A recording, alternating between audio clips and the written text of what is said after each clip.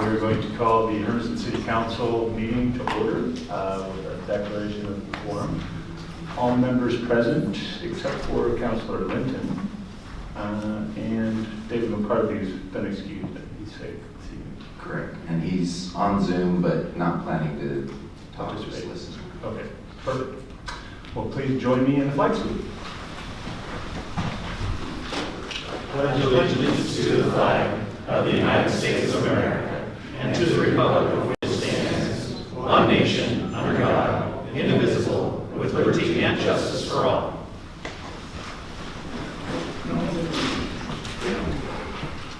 Good evening. It's always nice to see a full house here to participate in city government, so it's good to see you guys here this evening.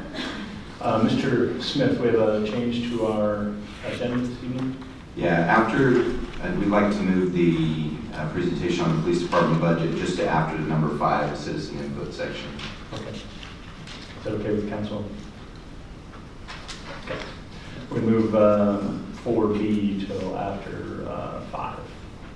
Directly after 5. Okay, so we're going to move on to our first action of the night, the presentation by the Hermiston School District. I think I saw Mr. Bacon here this evening. Welcome, Mr. Bacon. Good evening. Oh, okay, just check this. Yep. I don't want to. Well, it's July, and things are still moving full head of steam with this district.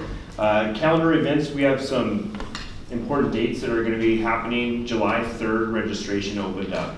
So for families that are new to the district and also going in and confirming registration, that is open up now online. We're also going to be holding events out of the district office to help folks with registration if they need help with that. We'll have bilingual support there, so anybody that would like help registering can show up on those dates, and those dates are July 11th, 12th, 19th, and 20th. There'll be a quiz a little bit later, and we run those from noon to 8 p.m. So we have that out on our social media pages as well. And I'd like to, if there's any distribution possibility, we can send electronic copies out your guys' direction too, to try and just help folks get the word. Hermiston Live, does that work? Yeah. Put it posted. Yeah, perfect. Also, first student is going to be bus having a come and introduce and meet on July 14th up at their location just off of South Highway 395. And this is to welcome anyone who's interested in joining that first student team for our student transportation, so bus drivers or any other positions that they might have open. So people can stop by there, grab a hamburger, and see what opportunities they might have. Mondays also this coming week, the 17th is going to be a big day for us. We have our second session of secondary summer program will start back up. Again, that'll be a 2-week session for our middle school and high school. And it also kicks off our kindergarten roundup. Kinder camp is what we call it for short. And so that'll be a 3-week block of time where our kinder families, they'll have kids come in and try and get a running start a little bit to the school year. We'll also be having a parent evening on the 27th. I'll make sure I have that date correct here. Yeah, it is.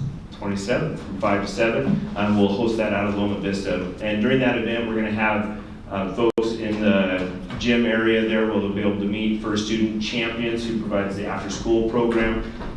They're going to have Chartwells will be there to go over any conversations or questions about meals, and we'll have other district resources in the gym there for parents to come and be introduced to. So it should be a good evening. Sports physicals are also coming up, and that will be free of charge to students August 2nd. We host it at the high school at the Gold Gym, and that will run between 9 a.m. and 5 p.m. And I think calendar-wise, that kind of lines things out here for July. We do have construction going on. You may notice or continue to notice Highland Hills are moving a lot of dirt there, and that seems to be going pretty well. The annex still is rocking and rolling. Got the modulars out of the high school parking lot, and they're now getting ready to level that out, pave it up a little bit. So progress is going, we're moving right along. Also, we'll just be having, just as a reminder for families, this is District K-12 this year. We're excited about this, being able to provide lunches and breakfast for our students. I know I talked about that last time, but that's such a big deal. I felt it was important to bring up again today. So that is what's going on. Excellent, thank you, Mr. Bacon. Super excited that the board and the school district decided to find some resources to provide lunches free of charge to all students, make it accessible to everybody, so nobody has to prove or be shy or embarrassed or whatever about their personal financial resources. They get access to lunch and breakfast, and maybe the only meals that they get throughout the day. So proud of the school district for being able to do that. The modulars, I saw some new modulars over by Rocky. Is that an expanded program over there, or what's going on there? And I can speak more, I'll gather more information for the next meeting, but that's where Head Start's having, and we'll be hosting The pre-K? a pre-K program that'll be housed out of that. Gotcha. area. Great. So, all the construction be completed by the start of school this year?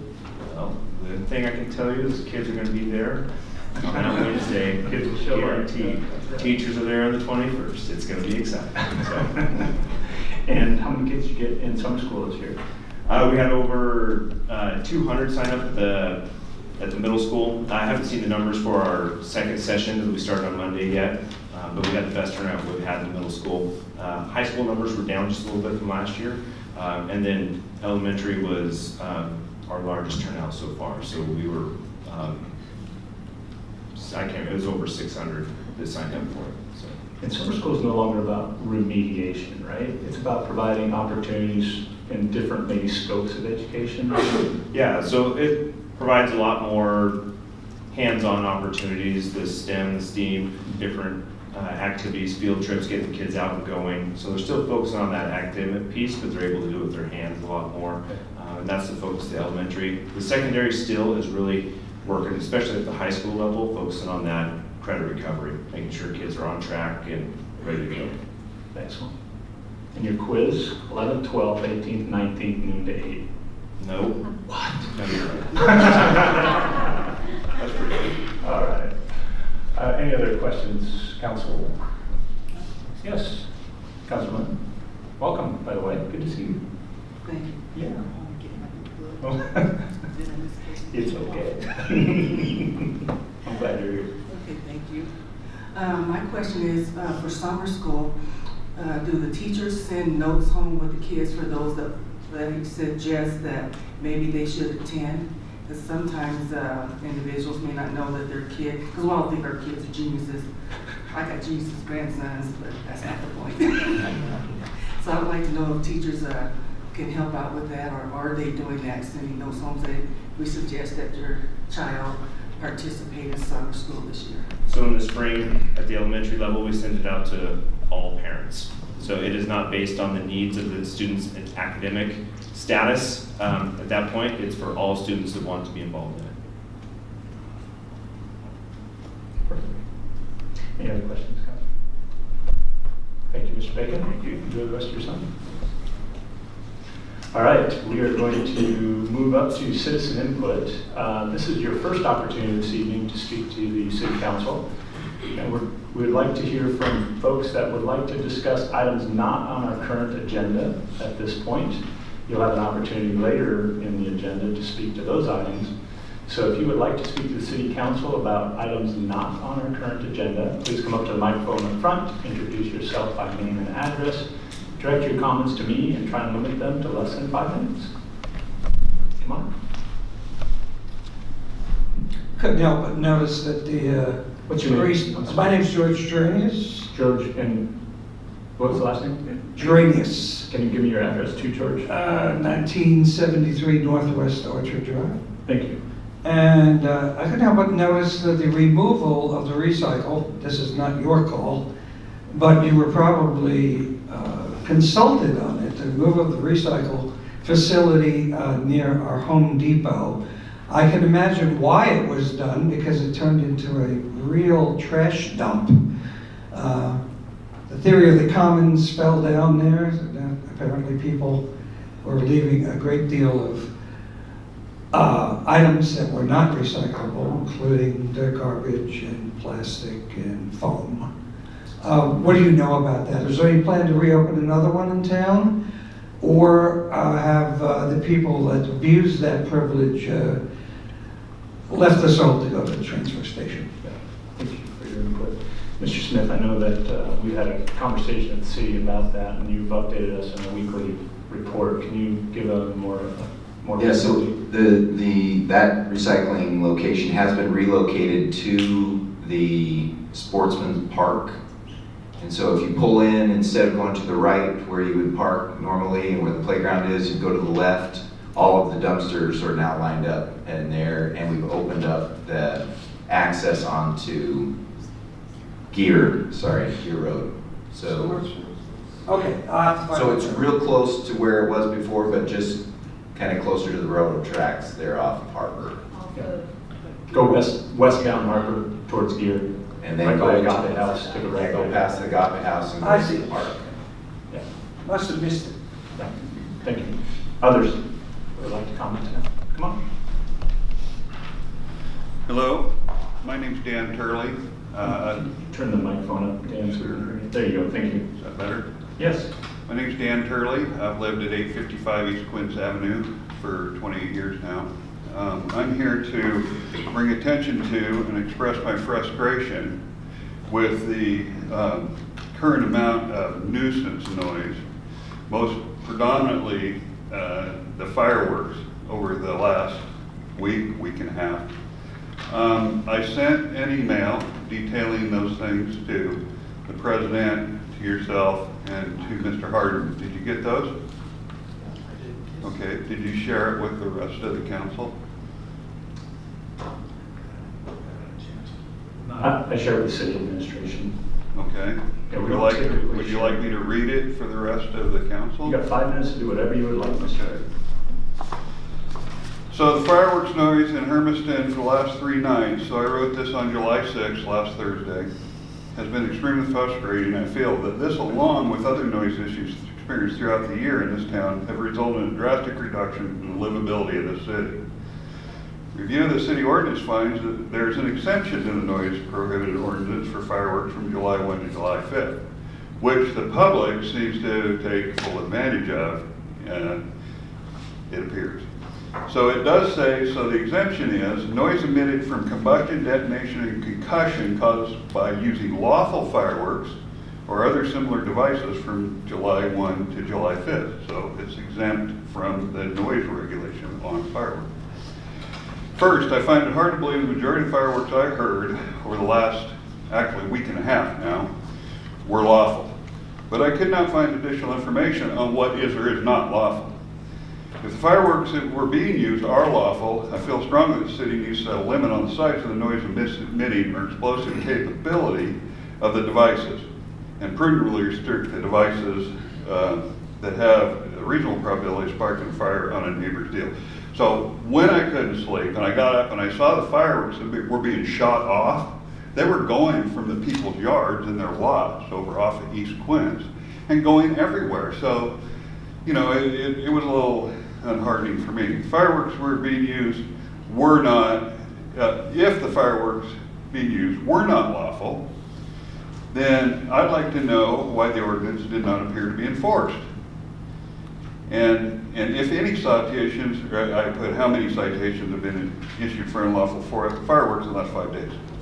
So, understand we've got a police, you know, we got an enforcement problem, but I still would like to understand why this particular ordinance, which affects the ability of people to sleep, Tuesday was still a work day and Wednesday were work days for people.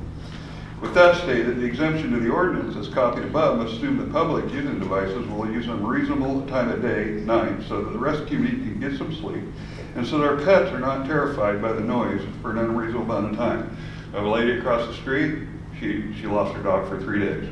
my cats live under my bed because of the explosions, because I'm a sportsman, I shoot tannerite. Many of the explosions were much more than binary explosives that people used to shoot and play with.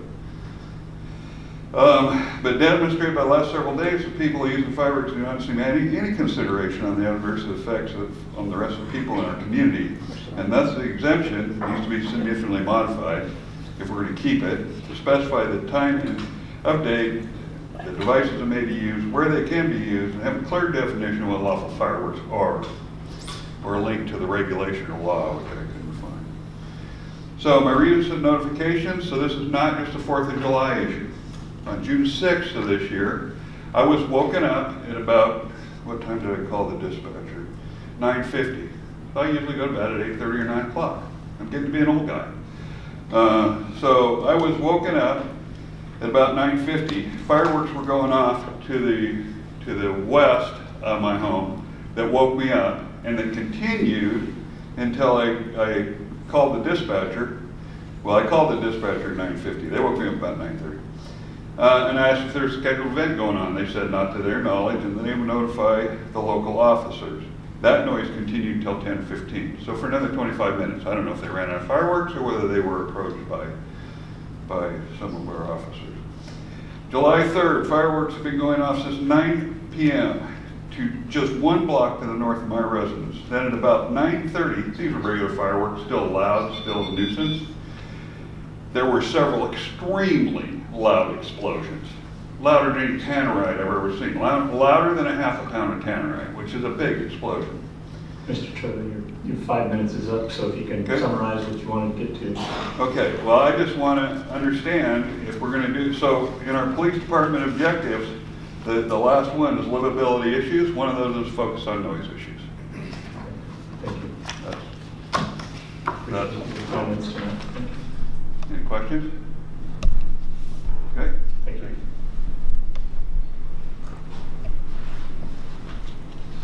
Others, come on up. Hi, my name is David Hodges. I live at 1060 Southwest 7th Street. I apologize if this has been brought up before. I've never been to one of these meetings. Any thoughts of putting stoplights and crosswalk signals next to the high school on 11th and 1st? Or I'm sorry, on Highland and 1st. Yeah, I try to avoid any time going by the school when it's in session because the kids will be stretched so far out. I'm sure several people have seen this, that you just can't get through that intersection. Thank you. Yeah, Thank you. It's a tough intersection. It's one we're constantly confronted with. I agree with you. And we are discussing this all the time. Others that would like to speak this evening? Yes, come on.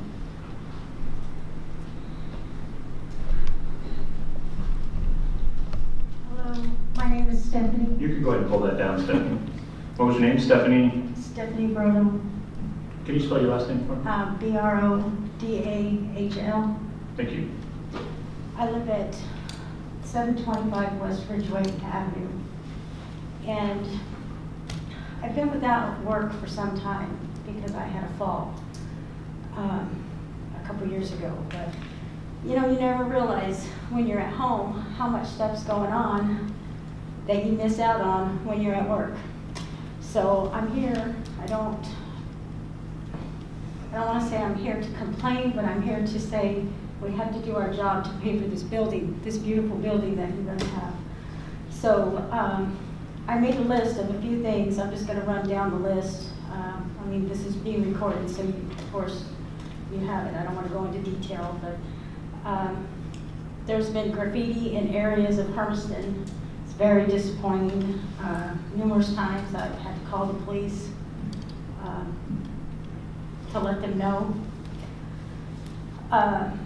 The neighborhood watch program, if it's in effect, I don't know, in certain neighborhoods. We've had a lot of cars in Hermiston without mufflers and revving engines throughout the community. Highway 395, I walk a lot more now that I've lost my car, so I ride my bike and I walk. And I noticed down 395 speeders going toward Umatilla and Walmart areas numerous times. I mean, it just, I worry there's gonna be a major accident in this community, and it's, you know, this is the time that we come together to try to fix it before it happens. The bottle drop that's over off of, I think that's Hermiston Avenue, creates a lot of issues with people, homeless people digging through our garbage. It's just, if they could move it, I don't know. I've talked to a lot of my neighbors in the area about it, and we don't know what to do. We can't stop them from coming through our yard in the middle of the night. There's been times when I've gone out to the trash, just before dark or just after, and I've bumped into numerous situations where I've had to, you know, say, hey, you guys, you know, get what you need and go, because, you know, I don't want to have to call the police. But it's risking myself going out there. So these things are happening avidly. And it's just not our neighborhood, it's the neighborhoods around Mackenzie Park, where a lot of these people are going. All sidewalks on main byways be accessible for those with disabilities, blind and deaf. I mean, I walk, I think about the people that, you know, are maybe worse off than what I am in my condition. So I think the crosswalks aren't accessible, they're not painted properly. Trash on Highway 395 and back road to Umatilla. Lambwested areas, lots of trash out there too. People going from work, drinking their cup and throwing it out the car window. But I don't see officers in these areas either. You know, these are tickets. This is how we pay for this building, I think, as a community.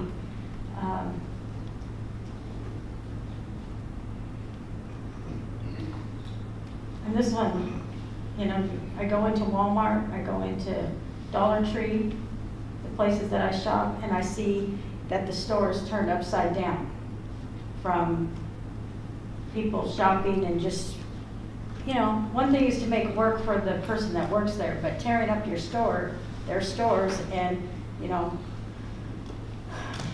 it's my gripe. I just, you know, I've worked at Dollar Tree. I know what it's like to work there. I know what it's like to work at Lambwested when people are walking out with cowboy boots, $250, and it's, you know, I can't do anything about it. But theft is on the rise in the community. Just 4 more points. Cell phone use when driving, no seat belts when driving. I mean, I'm not a police officer, but I've noticed this stuff because I'm looking out for myself and my community as I'm walking. I'm thinking of, you Ms. know. Bandel, your 5 minutes is up. Yes. Can you summarize it, Okay. please? Well, I think if we had our policing enforced, you know, neighborhood patrol at certain times, neighborhood watch. I don't know if we have a neighborhood watch here in Hermiston at all. And, you know, when you have that, then they're forced to have to, you know, patrol those areas that are having issues, or maybe there's another reason, I don't know. Maybe a curfew for, you know, that might stop some of the, you know, graffiti and these kinds of, you know, I read the newspaper, I read the police log, and I know there's other people here too, and they see where some of this is coming from, so I thank you. Thank you, Ms. Bandel. I appreciate your empathy and concerns about the community and the concerns that some of the issues that we're dealing with in our community. Appreciate bringing it to our attention. Others this evening like to speak? Okay.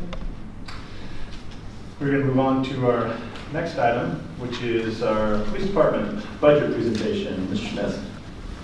Yeah, so we shook up the order of things a little bit and didn't do it necessarily in a work session, but want to handle it kind of the same way. Just I'm going to ask Chief Hermiston to kind of walk through operations at the police department, how things currently are functioning, and then we can have a discussion about those, about that, and then kind of move on as we look at each department in the general fund. So, Mr. Smith, this is just part of what the city council is doing at each. Kind of a deep dive into Deep dive into each of these kind of budgets. Tonight's just the police department. correct. Okay. Chief Edmiston is doing that? All right, Chief Edmiston. All righty, Mr. Mayor, Council. If I could, I'll start by going through a quick PowerPoint. I, as you know, have a tendency to ramble on, so hopefully I won't. We'll power through the PowerPoint.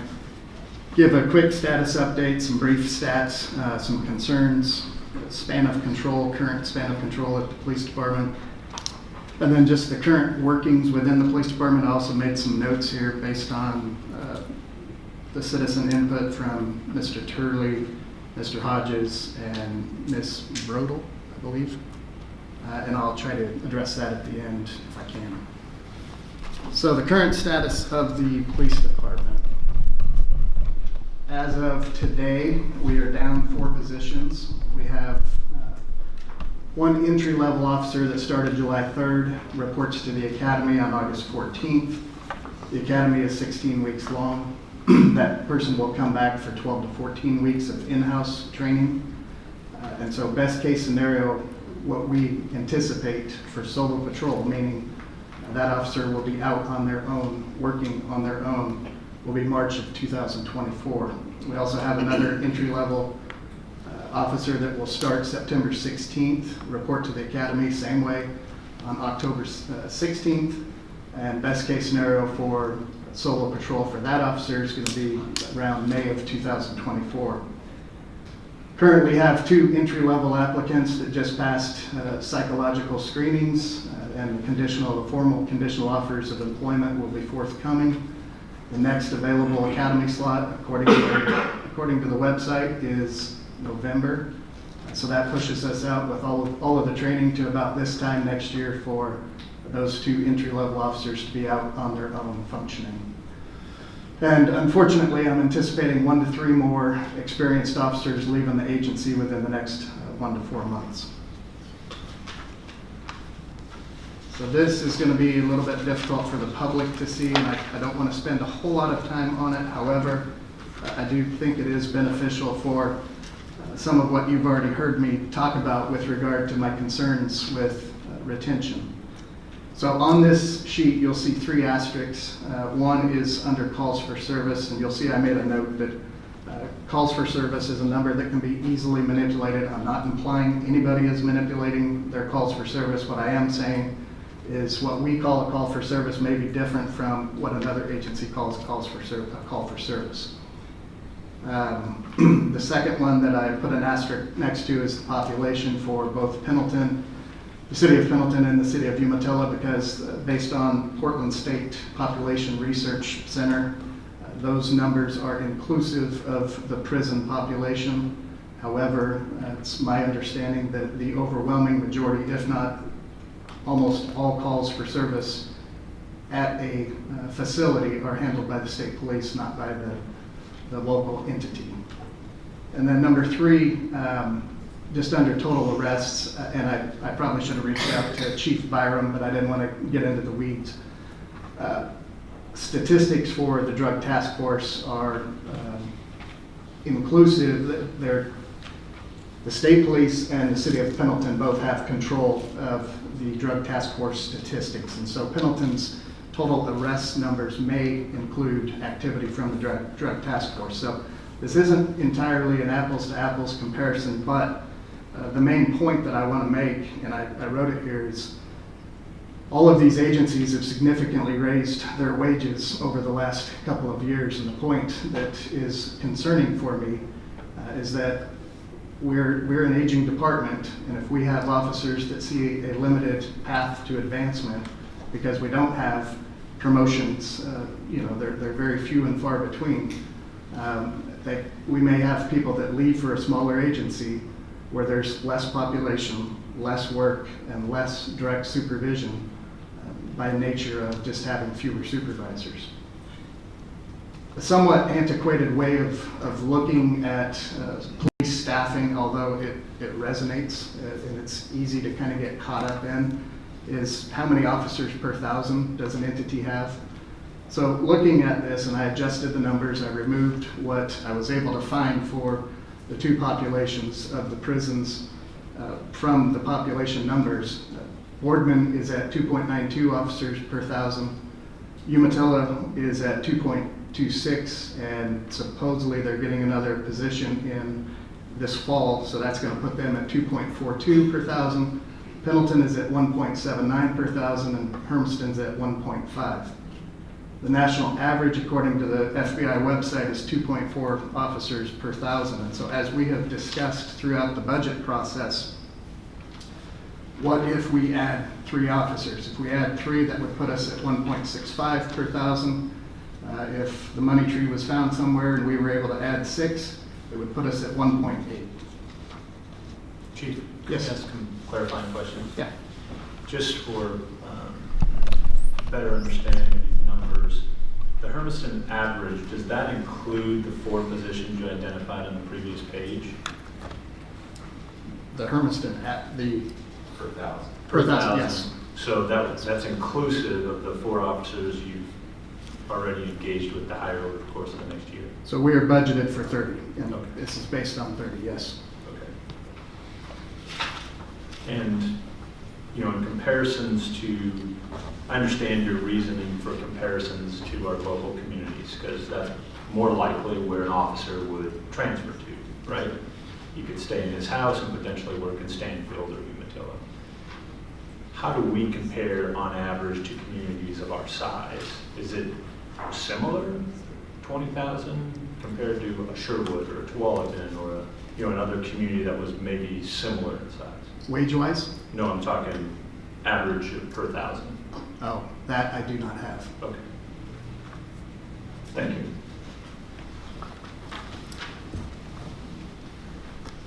So our current span of control, if you look at a textbook, the textbook may tell you that a supervisor should have ideally should have anywhere from 3 to 5 employees under their quote-unquote control. So currently, the chief of police has 3 direct reports plus 4 volunteer chaplains. The operations captain has 4.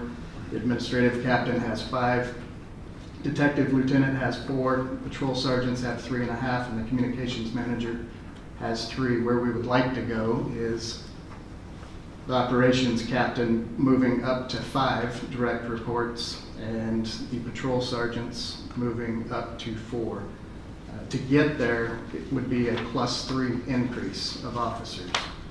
So on the next page is the current organizational chart of the department listed out. And so you'll see throughout this, the red are all supervisory positions and the blue are sworn and non-sworn positions that we currently have. So jumping into this in somewhat of a chronological order, the operations captain, the current operations captain is Scott Clark. And for just about any agency, any police agency, they're going to refer to patrol as the backbone of that agency because that's where the rubber meets the road. Captain Clark manages patrol to include all special events, grants, directed patrol requests, vacation house checks, and now code enforcement. Special events are things like the MLK March, the High School Senior March, the 4th of July celebration, and I had already put an asterisk next to this prior to learning about Mr. Turley's concerns, and so I'll address that at the end. Umatilla County Fair Parade, Umatilla County Fair Security Patrols, Halloween, New Year's Eve coverage, funeral escorts, various meetings to include tabletop exercises, live event training with other entities. Captain Clark was also responsible for assisting with the managing of $165,000 in grant funding in 2022. This includes overtime grant funds, primarily dedicated to traffic enforcement. So where we're not able to do it adequately in our normal day-to-day operation, we bring along grant funding to help get us out there and ensure that we're being as active as we can be. Directed patrol requests, those are attempts to target problem areas for a minimum of 2 weeks with dedicated resources. In 2022, we had 53 of those directed patrol requests, most of them coming in from the citizens were traffic related. We also had 15 requests from citizens to provide additional coverage to their residents while they were out of town, so vacation house checks. And then code enforcement, though it's temporary right now, in just 3 weeks, we've tracked 33 complaints with citations on many of those complaints, citations being issued. And then moving to the administrative captain, this position is very unique, has a wide range of responsibilities to include investigations, school resource officers, records, and Captain Travis Enan serves as the quartermaster for the agency, which means the issuance and replacement of equipment and uniforms for our officers. Directly under Administrative Captain Enan is Detective Lieutenant Robert Guerrero. The detective lieutenant manages 4 full-time detectives.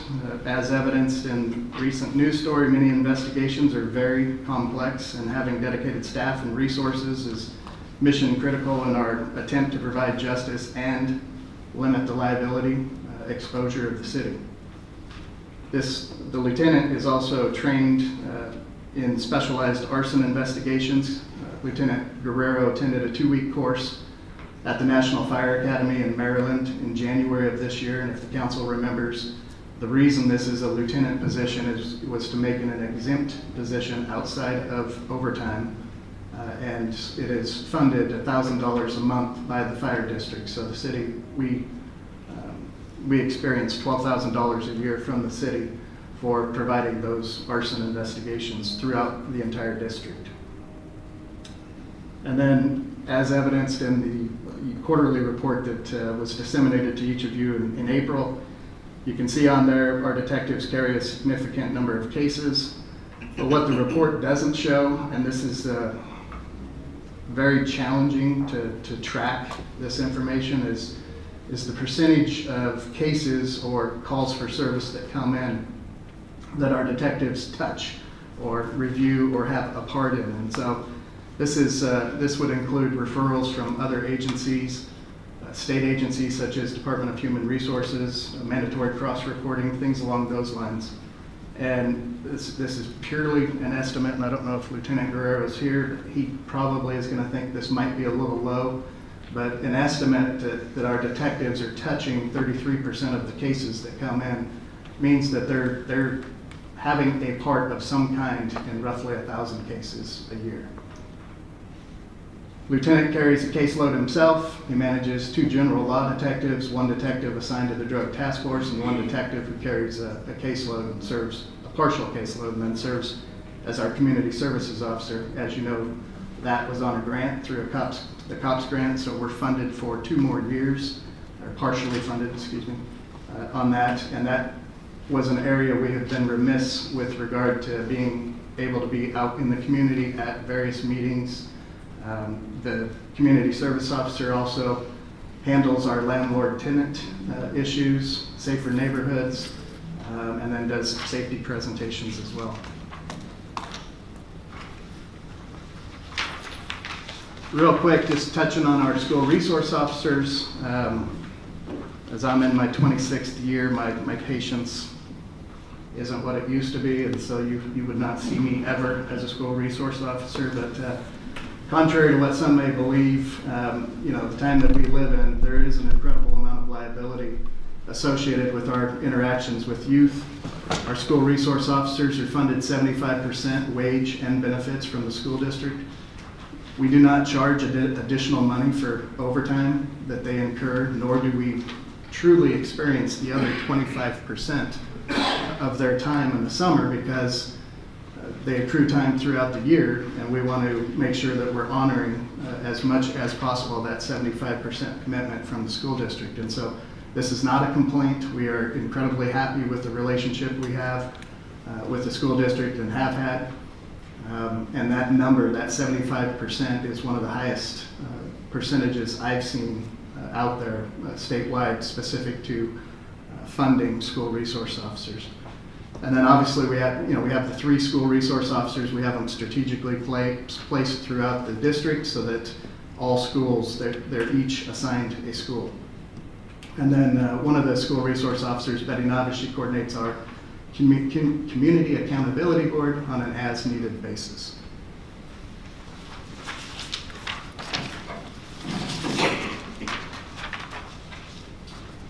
So our communications manager is Amanda Hartstein, and I wrote this intentionally. It's a very daunting position. It's another one of those positions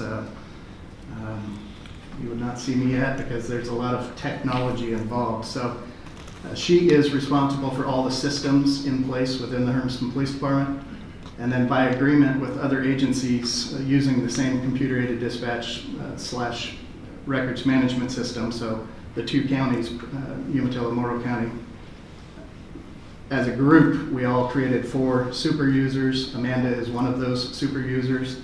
And so by design, any glitches that take place throughout the entire system, it goes to the 4 super users first. They figure it out and try to fix it before we have to get anybody else involved. But Amanda is incredibly savvy with the system, and albeit unfortunately, she's often the first person that's called for many agencies. And so this, I put it in parentheses, this greater good that we're doing for others does have an impact on us internally.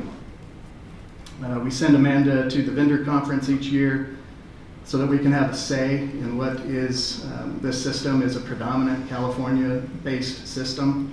We've been using this vendor since spring of 1999. We're incredibly happy with how things are going.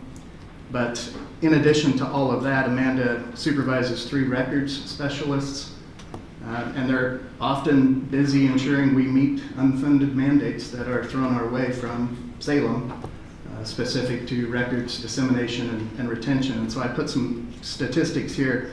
So in 2022, there was 4,355 requests for information to the Hermiston Police Department, so about 17 requests per day. First quarter of 2023, we saw 158% increase in requests for information. 2022, 4,199 citations were entered into the system. First quarter of this year, we saw a 6% increase. 2022, there was 409 municipal court arrest warrants that were entered. And this year we saw in the first quarter, we saw a 137% increase already. Chief, can I ask a follow-up question? You bet. These records requests, they fairly comprehensive? They can be. They can be a couple pages to thousands of pages? Yeah, I don't know about 1,000, but they can be. Some can be very simple, just a quick information. This person lived in your community. What kind of information do you guys have? But they can be very complex as well, and they can be tied to lawsuits. So we want to make sure and have legal involved as well to make sure, 1, we're doing it the right way, but 2, we're doing it the right way every time. And they often have to be read through and potentially redacted before they're released with some private personal information. It can be very time consuming. Absolutely. And there's some now limited timelines, right? Correct. So Salem has come out and said, you must or you shall do this in a certain time period. Can you explain that? Not really. But They're short windows. yes, they are. And Really can explain it. and at the very end, I'll touch on a direct cost to the city that's required us to use a particular software to make sure we're meeting those timelines. Okay. I didn't need the actual You're fine. specifics. I just wanted to highlight the fact that some of these mandates come with significant strings and financial consequences because they're extremely labor intensive. Chief, another increase in those records has been our institution of body camera footage, and that's another reason that those have gone up.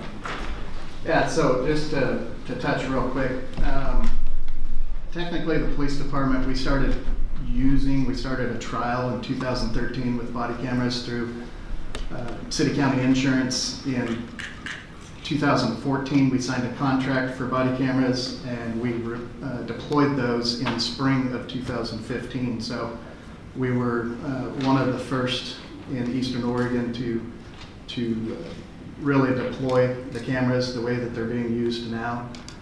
With that, we see a lot of benefit from that. Our complaints have gone down, but there's also the back end of that is the retention of that footage. Not only the timeline, 180 days, which we've increased it to make sure we're above that, but the storage costs associated with it.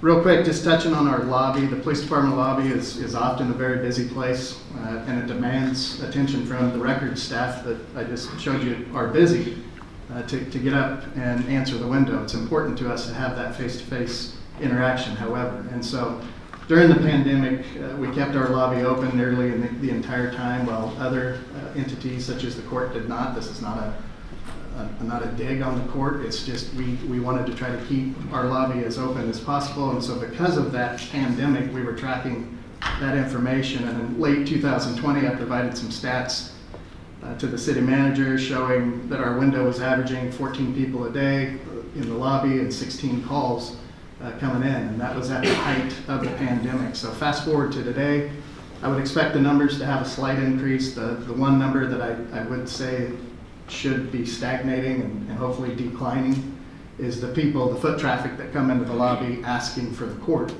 because now the court's over here. And so the community's adjusting to that.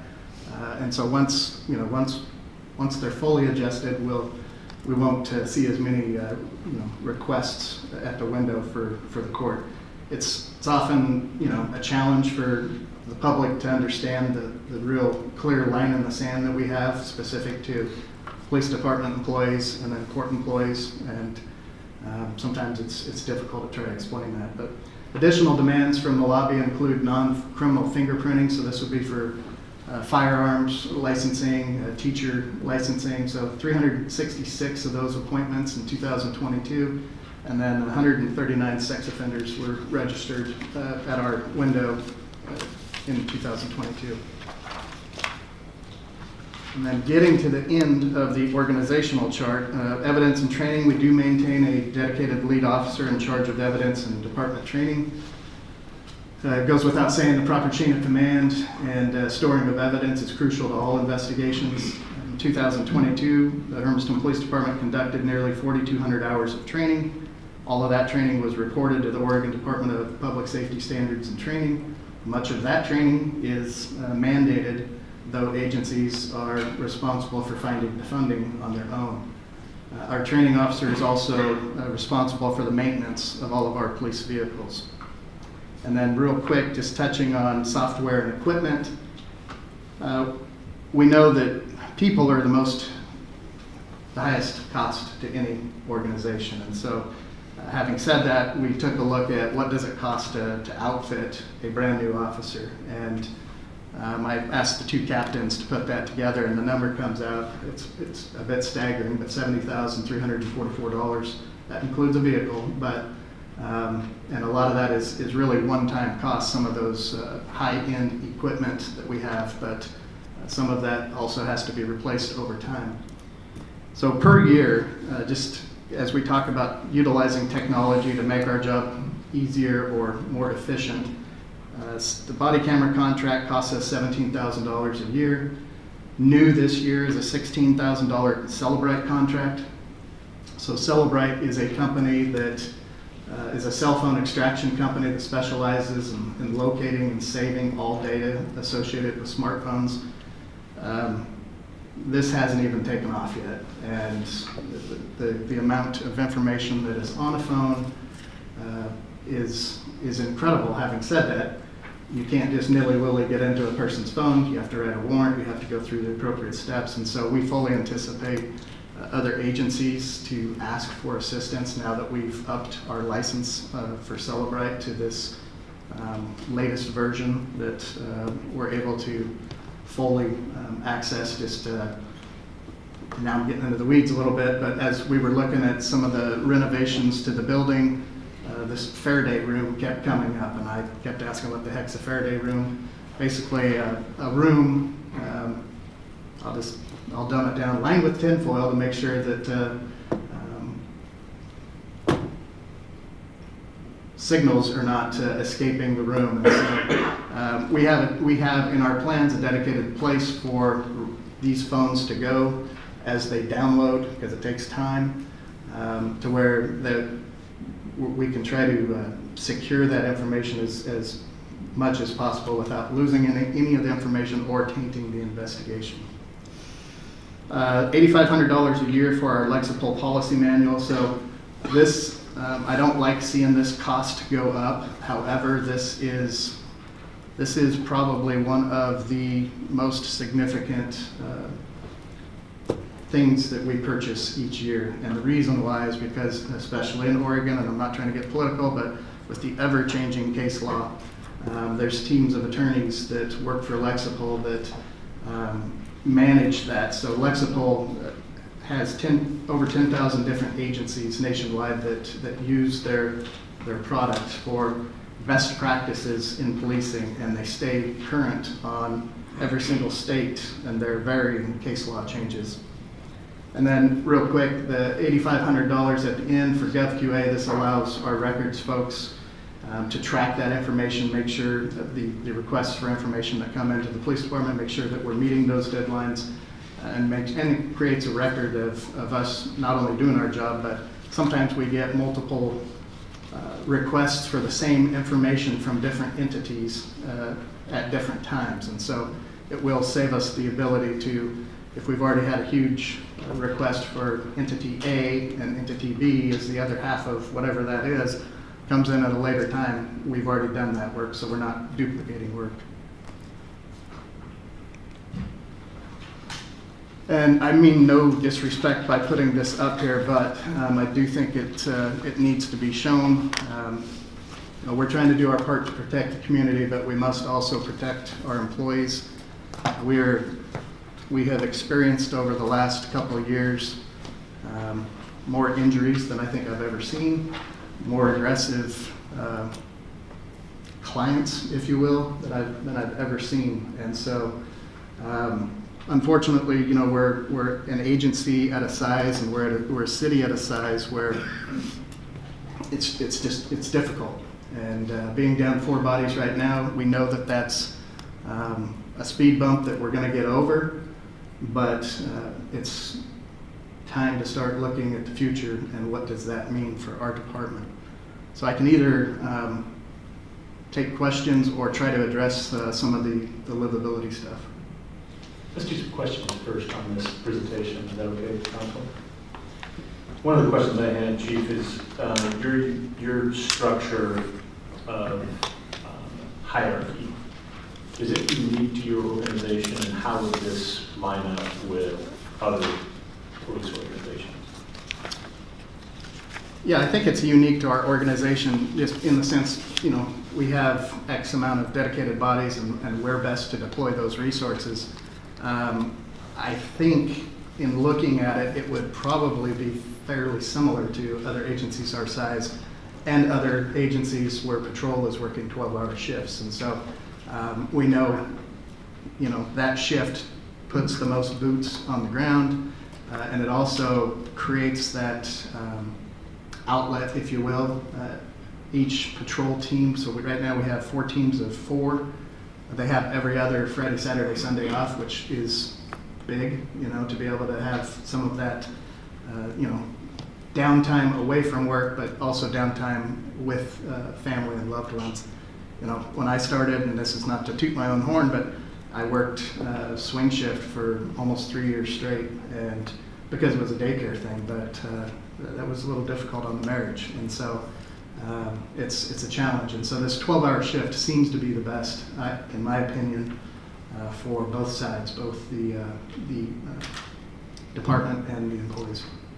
And so if you added officers, where would those officers go? Yeah. So if we added 3 officers, the teams would increase to teams of 5. So we would still have 4 patrol sergeants, we would have 4 patrol corporals, and then each team would have 3 officers. And so that's the chart that I gave you, that is showing +3. And then it would have a dedicated traffic officer, which is something that we've been hit and miss over the last decade, specific to those complaints, the majority of which we get are traffic related. If we added 6, we could bump the traffic down back into the teams, and each team would have sergeant, corporal, and 4 officers. That could ensure us that, we get away from, that would definitely ensure us we get away from the minimum staffing of 2 officers per shift. That would put us at 3, and the marching orders to the sergeants would be, you better have a pretty dang good reason to dip below 4. And the other part of why I wanted to show those stats is they're working their tails off, and they're still keeping up on 4,200 traffic stops. That's double 2 other entities, and then citations issued. It's not, writing tickets is not fun, but it is part of the job. And some people, that's the only way to get their attention. And some of what we've heard tonight, I think to some degree that's the only way to really get people's attention. Other questions from councilors? Mr. Smith, we've talked throughout the budgeting process about costs of adding officers to the budget. And unfortunately, we had a $2 million shortfall this year. And so adding 3 additional staff members, it was the fiscal prudence of the council to not do that at this time until we could identify the resources in which to pay for those. So what does that look like, and cost-wise to the city budget? And I know that as we're going through this process, you're going to kind of keep us updated on the budget and where additional resources could be found to help pay for that. Can you kind of give us an update? So approximately $175,000 a year is another officer. Per employee. And we do have some time scheduled later as we go through this process to talk about potential funding sources that could be utilized. Okay, and we will be doing that.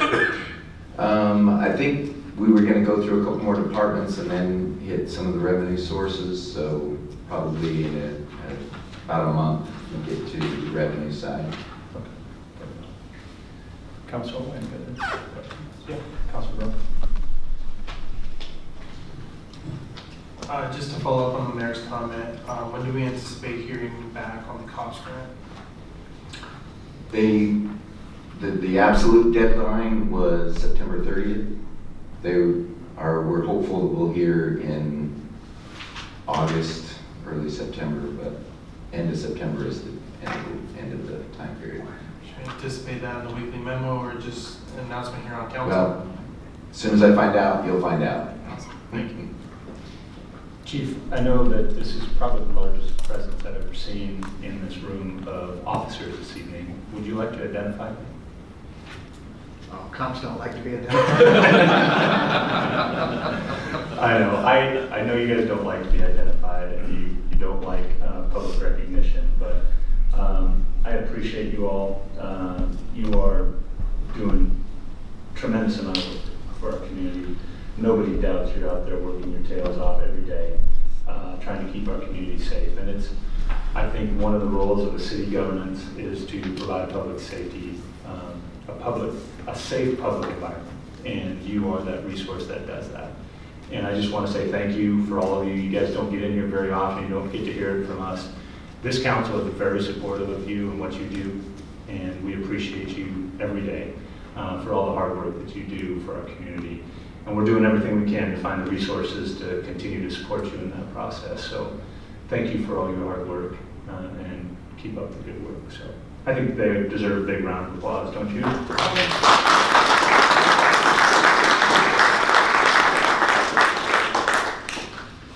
Anything else, Chief? What's that? Anything else? Yeah. Okay, you want to touch on some of the items that were brought up earlier? Yeah, absolutely. So the common theme here is livability, and I appreciate the fact that I think it was Mr. Turley that somebody went to our department goals and solve the livability. Not trying to make excuses, but November of 2020, if everyone remembers, I did write a guest editorial after the passage of ballot measure 110. And in that editorial, I apologized to the citizens of Hermiston for what inevitably was going to become a decline in livability based on the passage of the continual decriminalization of controlled substances. People have varying opinions on that, and that's fine. I'm appointed, not elected, and so I try to stay in the middle. But it was crystal clear that our livability was going to be adversely impacted, and I think we're seeing that in a lot of different ways. Specific to some of the concerns, just real quick, on graffiti, you know, we have taken a stance over the last decade. We do cite parents on all graffiti that we're able to prove, and so, you know, that can be a bit of a challenge to people when they're not with their adolescent, when the adolescent is out there doing X, Y, Z, but that's a line in the sand we've tried to draw specific to graffiti just because it's such an ugly crime and not something that we want to see in the community. And again, I'm not trying to make excuses, but I did have that asterisk next to the 4th of July celebration. This is the first time that I can remember in a long time, and the buck stops here, that we were at minimum staffing for the 4th of July, the night of the 4th of July. Now, there's reasons behind that, and I don't need to try to save myself from explaining that, but on the night of the 3rd, we did have an officer assaulted, finger was cut, stitches had to be given, the officer was out the next night, we were mad scrambling trying to find people. But over the course of July 1st through the 5th, there were 18 total calls for service involving complaints of fireworks. 2 of those were from a citizen living in the community, yet it was crystal clear the fireworks were outside the city. They were north of Hermiston. These are challenging calls because it's a violation. A city ordinance violation is a violation, and therefore the officer has to witness said violation, or the community member has to be willing to sign a citation. Now there is an ORS that is a B misdemeanor, I believe. But a lot of times when officers go out on these calls, it's after the fact, and the question is asked, did anybody, who did what? And we get nobody saw anything. We've even had, I was talking with one of the captains today, he remembers taking a complaint from a person that was on the receiving end of a citation from an officer out there doing their job, and the complaint was a block over, there was fireworks going off, and they weren't doing anything about it. Now, I don't know, I don't think there was any racial connotation to the complaint, but it was, if you're going to cite me, why aren't you over there citing the other person? Well, you can't be 2 places at once, obviously. But it's a very challenging complaint to investigate because of the thresholds of just merely stepping on a person's property. You have to have a legitimate, viable reason to do that. And so a lot of these are taking place out in the road, and we fully understand that. And I totally agree. This year was probably the most I've seen, not only in Hermiston, but in Stanfield. And so I don't know entirely what the answer is, but because the dates of July 1st through the 5th were brought up, I did want to look at, okay, what were we doing? Over that same period, 26 criminal citations were written. That included 1 domestic assault arrest, 2 harassments, 3 trespass. We took 2 firearms off the road. So 2 people were charged with unlawful possession of a firearm. There was 5 DUI arrests. Should have been 6, but we couldn't prove DUI, so the person was just charged with hit and run. There were 17 violation citations that were written during that same period. There was 46 case investigations that were taken during that same period, July 1st through the 5th, and all the while being down 4 bodies. So I had, Sergeant Stoko's crew is on tonight. Looks like they probably had a call and had to go, but I'd already given them kudos for really being out there and being as proactive as they can. livability is important to us, and we'll do our part to try to do a better job. Thank you, sir. Oh, real quick, if I could. Yes. The question on Neighborhood Watch came up, and so that some people just don't want to know their neighbor, and so this is not a phenomena that we're experiencing. It's nationwide, and there's been a huge decline in Neighborhood Watch programs throughout the United States, and so we've tried to, again, utilize technology. We just rolled out Tip 411, an app where people can complain anonymously. They can provide kudos. They can communicate with us in real time as possible. And so, so Neighborhood Watch is a challenge. As I had previously mentioned, we have the community services detective. We're trying to do as much as we can with what we have, and so that's not falling on deaf ears. But we'll try to do our part to make sure people feel safe and welcome.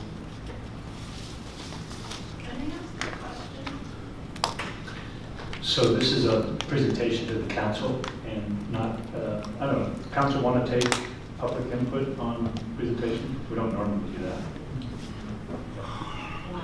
Yeah. So, come on up. Yeah. You can ask a question. I don't know that we'll have an answer for you. Can you tell us your name and address, please? I can. My name is Jolene Geranius, and I live at 1973 Northwest Archer Drive, over off of Theater Drive. Yes. And one of my questions as I listened to Chief Edmondson go through his budget, and I know that they're all strained to do everything they can. And I've only lived in your community less than 2 years. But I would really like to see something addressed for the mental health in our community. Because I've lived in big cities, from New York City to Austin, Texas, to little towns. And if we don't do something about this, we're going to be Portland. Thank you. So, Couldn't agree with you more. It's a priority of this council and our community, working with the county and our partners in the west end of Umatilla County to try and address mental health services and homelessness services. We brought in a new mental health provider to our community as well, and we're doing everything we can to provide supports for those that are mentally challenged. It's not a resource that the city provides, but we work with our partners to help support them in that process. Yes, come on. You can come up and make a comment. Chief, I just want to say thank you. I want to say thank you for taking the time to look in and listen to review the comments that I made. So the one question, one thing that I would like to bring up to Mr. Smith, 1.75, what did you say it cost for a new officer? $175,000. $175,000. So what's the budget for the 30 officers? What's your total budget? Come on, Mr. Honestly, I don't even know how we get there. About $5 million. 5.5. Yeah, $5 million for the police department. Okay, so that includes cars and equipment. Yes. $175,000 for an officer. Yes. Man, I'd like to look at the books. Well, we have budget committee positions available, and we're always looking for members to participate in that. I would encourage you to do that. And the budget's also on our website. Yeah, and we have a budget on the website too, so you can look at it that way. I'll look at it first. Thank you. Yeah, we had a difficult time this year in passing a budget. It was a difficult conversation. It's the first time as a mayor that we've ever had, in my 11 and a half years, we've had a second budget meeting because of the challenges that we were faced with and, the shortfall that we were faced with. Communities across the state, not just Hermiston, but lots of communities are facing shortfalls in revenue. And our costs are going up, and we're still trying to provide livability. Safe environment, a healthy environment, a place where kids can go play at Parks and Rec and beautiful community resources. And so we're trying to find out, what's important to our community. And so we're continuing to have those conversations. We're trying to listen to our community and find out what their needs are and wants are. But you know, we're running into some walls, some fiscal cliff issues that we're going to have to start looking at the resources that we're providing, unfortunately, unless, you know, the state or the community wants to do something to change that. And so we're getting thin, we're trimming, but, you know, we also have some legal requirements that we find are important. And so far, you know, we're trying to work with public safety. We think it's super important that our community is safe. Parks and Rec, super important as well. Some of those livability services that we talk about, like library services, and this building, the facility, and the members that provide the services, they all cost money. And unfortunately, the revenues aren't keeping up with expenses. And so we've got to find some ways to, as a community, to continue to do that and do it at a better level. So I appreciate the conversation tonight, Chief. Thank you for your insight and your willingness to open up the books and get a little deeper with us so we can better understand the budget as we go through this process this year, to identify areas where potentially we can trim more and potentially we can find more revenue as well. So I appreciate the council's willingness to go through that and the community for participating in it and listening to it. We're going to move on to our consent agenda now, items A through F. I would like to pull item A. Are there any others that the council would like to pull? No? Okay, so any public comment on consent agenda items B through F? Seeing none. Can I get a motion to approve consent agenda items as presented, B through F? So moved. Okay. It's been moved by Councilor Durham and seconded by Councilor Furman that we approve the consent agenda items B through F. Roll call. Yes. Yes. Yes. Yes. Yes. Yes. Yes. Motion passes unanimously. I pulled consent agenda item A because I think it's significant. And Mr. Smith, can you talk about that one just a little bit? So a portion of our transient room tax is allocated by the ordinance to go towards recreational projects throughout the city. And so every year, Parks and Rec Department solicits applications, and then a committee evaluates those applications and then makes a recommendation to the council related to those applications. If you'd like some more detail about these specific items, Mr. Arts can kind of fill in the blanks. So the transient room tax, for clarification, is a fee that we charge to For every hotel rooms. hotel night. A portion of that comes back to the city for reinvestment in the recreation project rents. Correct. And that's something that we do on an annualized basis. This year we budgeted $65,000, but the group chose to spend $72,338 because we had excess resources from. So we haven't, hotel rooms. well, over the years, we haven't always spent every bit of that amount that's allocated by ordinance, so it has kind of accumulated, and so we do have a balance that can cover those grants. Perfect. I just wanted to highlight the good work that's going into, because these are, you know, some livability issues. Talking about the flower pot displays that we see downtown. Funding for construction of the Hero Sports Project up at EOTech. Made to Thrive has a Harrison Park basketball courts and cameras for basketball courts cameras for Harrison Park. Campus Life has a drop-in kitchen they've got some appliance allocation. Hermiston Food Pods get some shade structure and tables. Inland Northwest Museum helping to pay for their 25th anniversary concert. Hermiston Teen Adventure Park is going to help pay for the shade structure and the drinking fountain. And the Hermiston Basketball Club has some tournament awards that they were received as well. So those are all resources that we're able to provide through the grant program that go back into the community and support those applicants and the good work that they're doing within our community to support youth and other services that help to beautify our community as well. So I just wanted to highlight that tonight because I think it's important. It was put on the consent agenda calendar, but I think it's significant. $72,000 that we're putting back in the community for some livability projects. And Councilor Jerome, I know you sit on there as a representative from the council. You got anything else you'd like to add? Yeah, I actually also wanted to pull out this agenda item. If you continue on to, I think it would be page 4, it also describes 2 other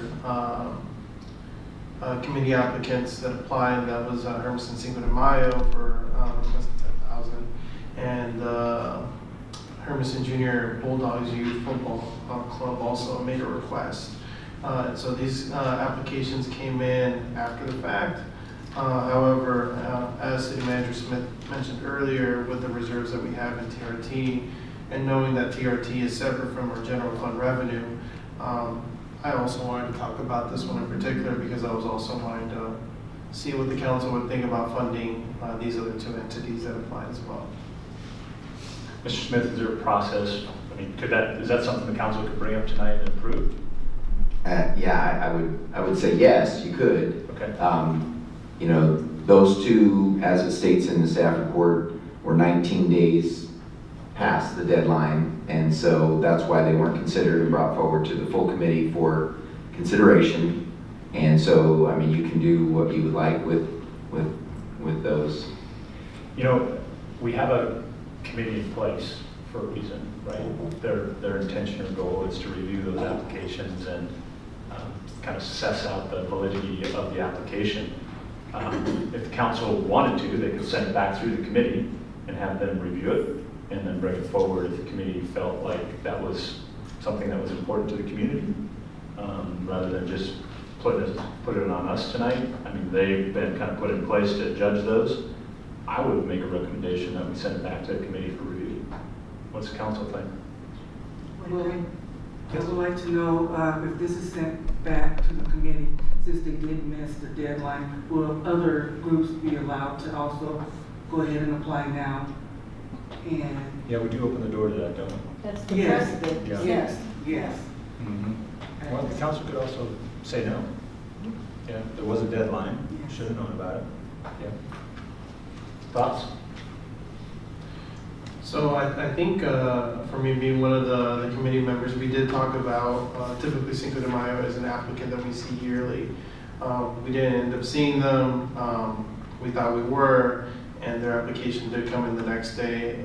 I think the Hermiston Junior Bulldogs Youth Football Club also did it the subsequent day. I wouldn't be opposed to having a conversation again as a committee. I respect the work that's done in committees and it coming to the council as such. We meet once a year, so I don't think it would be too much of a stressor to ask the committee to meet once again. Ultimately, as Mary, you've said before, we want these projects to bring more people into town, more heads in beds. I think organizations like the Cinco de Mayo does bring more heads and beds, and so does the football club. Tournaments like that do typically attract a lot of people. I personally was wanting to move forward with the 2 requests. If the council prefers it to go back through the committee and then just come back to the council, I don't see why not either. I entertain a motion if somebody wants to make a motion or something.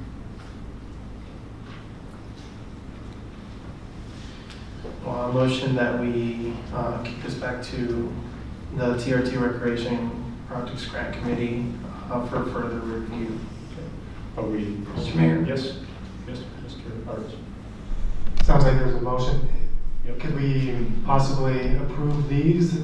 Because these entities are looking for funding for these projects. And then if we do want to recommend going back, these ones will already be approved and we can go back and review the additional applications. Is that possible? So, yeah, we haven't made a motion on the current presentation of the TRT. So we'll come back and do a motion on that one. So I'm just looking for a motion on what we want to do about the 2 late comers. Okay, is that okay? Yeah. And so, Mr. Barone, as I understand it, you're suggesting that we just allow these two applicants to go back? Or are you suggesting that we'll open it back up again? In light of what Director Arts was just mentioning right now, I would entertain a motion to fully fund the two other entities that applied after the fact, because I think if we're going to pass what we currently have slated right here, we're already kind of over our allocated amount. The rest is gonna have to come out of the reserve for the TRT grant funding. So I think we've already passed into the reserves because we wanted to fully fund all of these projects. I wouldn't see why not. It seemed like the committee wanted to fully fund all the projects that were in front of them, or at least try to fully support as much as we could. And knowing, correct me if I'm wrong, Mr. Arts, when we understood that we could tap into the reserves, and when we understood that as a committee that it wouldn't impact the general fund, then I think the committee was more than willing to fully, I guess, give out the full requested amount. Correct, and have a conversation. So you're going to amend your motion Yes, I'd love to to. suggest that we pass the presented TRT budget tonight, or the TRT, what is this, projects funding allocation as recommended by the committee with the addition of these two. Correct. Okay, that's your new motion. Yes, Is there a that's my second on that? Okay, so it fails as no second. Is there another motion? I motion that we do accept the projects that have already been approved by the TRT committee, and that the other two that came in late would be reconsidered by the committee, brought back to the city council for us, depending on their decision after they look at the criteria and the projects that they have in mind. Okay. I would second that. Shouldn't we separate these? So I hear a motion. Let me try and spell it out. Okay. So I hear a motion to approve the TRT Recreation Projects Funds as presented, and inclusive in that motion, sending back the two latecomers to the committee for review by committee to reapply and send back to the council for reapproval at a different date. Does that pass muster? That was the motion made. Yes. Okay. So it's been motioned and seconded. All right.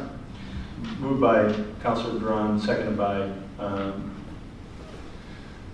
Councilor Peterson. Is there any public comment on the TRT? Okay. Can I get a roll call? No. Yes? No. Yes. Yes. No. No. Okay. Motion fails for lack of support. Can I have another motion? I move that we move forward with the amendment of the item as written. Okay. The TRT Recreation Project Fund allocations as recommended by the committee. Is there a second? I'll second. Okay, it's been moved by Councilor Primer, seconded by Councilor Litton, that we approve the TRT Recreation Project funding allocation as recommended by the committee. Any public comment on that? Roll call. Yes. Yes. Yes. No. No. Yes. Yes. Motion passes 1, 2, 3, 4, 5 to 2. Is that right, Lily? Okay. I would be open to another motion if you would like to pass another motion. Yes, Councilor Peterson? I would like to make a motion to send the other items regarding Cinco de Mayo and the football club back to the TRT committee for review of their processes and whether they are willing to move them forward in the process to send back to council for possible consideration. Okay. Been a motion and a second? Second. Been a motion by Councilor Peterson, second by Councilor Barone, that we send back the two late presentations to the TRT committee for consideration and review of funding and bring back to the council at a later date for approval. Any public comment on that? Can I do a roll call? Yes. Yes. Yes. Yes. Yes. No. No. Motion passes 5-2. Councilor Linton and Councilor Myers in opposition. That might be the most complicated consent agenda item we've ever done. That was messy. All for the goodwill of the community, though. I appreciate the council's consideration and conversation about that tonight, because that's some resources that are going back into our community to help some very successful groups. All right, so we're going to move back into public hearings. Item 8A, consider the formation of North Hermiston Urban Renewal Area. And we're going to start out with City Council staff report. Who's doing that report, Mr. Smith? Can you, Did I miss can you do declarations of conflict of interest? Sorry. Does the council have any declaration of conflict of interest in the formation of North Hermiston Urban Renewal Area? Seeing none, now we'll have the hearing guidelines presented by city staff. Mr. Smith?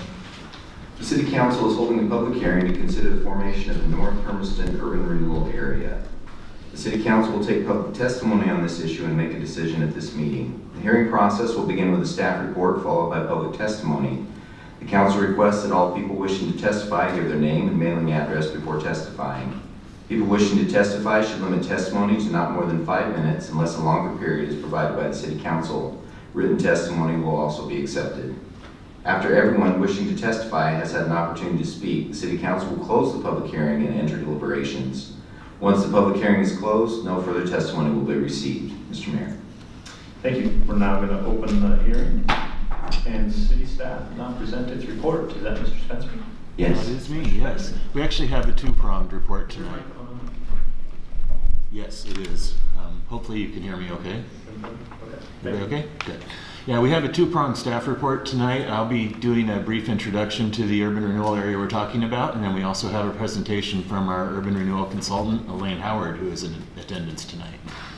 And just briefly, back in March, you as a council accepted a feasibility report for forming what we call the North Hermiston Urban Renewal Area and directed staff to prepare plans and reports necessary to bring that to a public hearing. And so that's what we're doing tonight, is the public hearing portion of this. The urban renewal area that we're considering is a very compact area, about 100 acres along Highway 395 between Elm and Theater.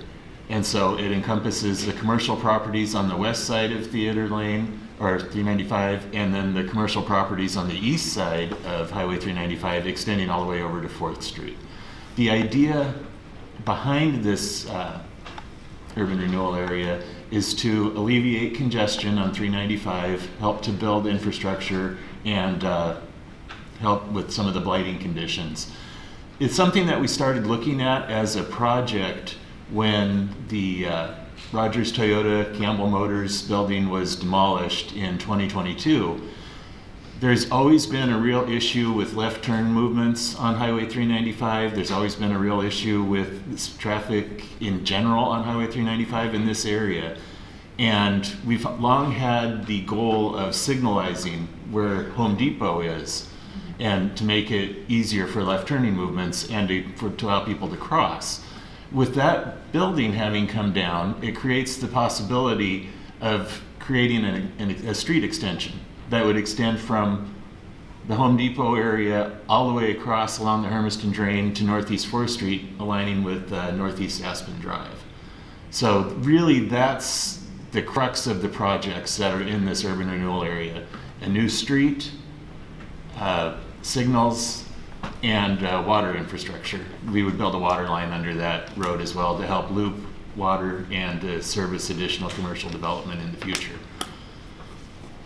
How urban renewal works is it basically diverts future tax revenues to pay for projects just within this district. So here we have this 100 acres of land that's between Elm and Theater.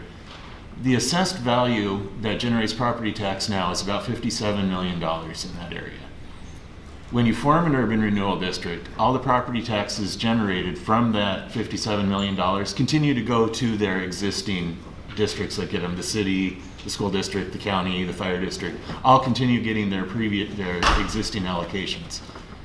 Every dollar of increased value that comes above that $57 million, that's where the urban renewal area gets its revenue from.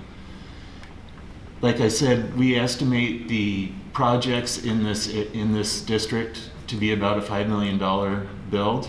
That's the amount that the urban renewal district can finance. And we are very conservative in how we look at these things. And so if you just assume organic growth of 3% a year in assessed value over a 16 to 20 year lifespan for an urban renewal district, this will cover that amount. So there's no additional taxes that are necessary. It's just reallocating the dollars that get collected from this day forward, if that makes sense. And basically, when we have to do urban renewal, we have several things that we need to do. We do a public notice that of what's proposed, and that was done through utility billings. So every utility customer in the city received a notice that we're proposing this and holding a hearing tonight. Over the last month, we do 4 staggered mailings, and so each one went out with a quarter at a time. We present to all of the taxing districts, provide them a copy of the plan, allow them a chance to comment. We present to the County Board of Commissioners specifically. Elaine and I attended a meeting just a couple of weeks ago in Pendleton. County is not required to take a position on the district, but just to hear that, and that's what we did at that point.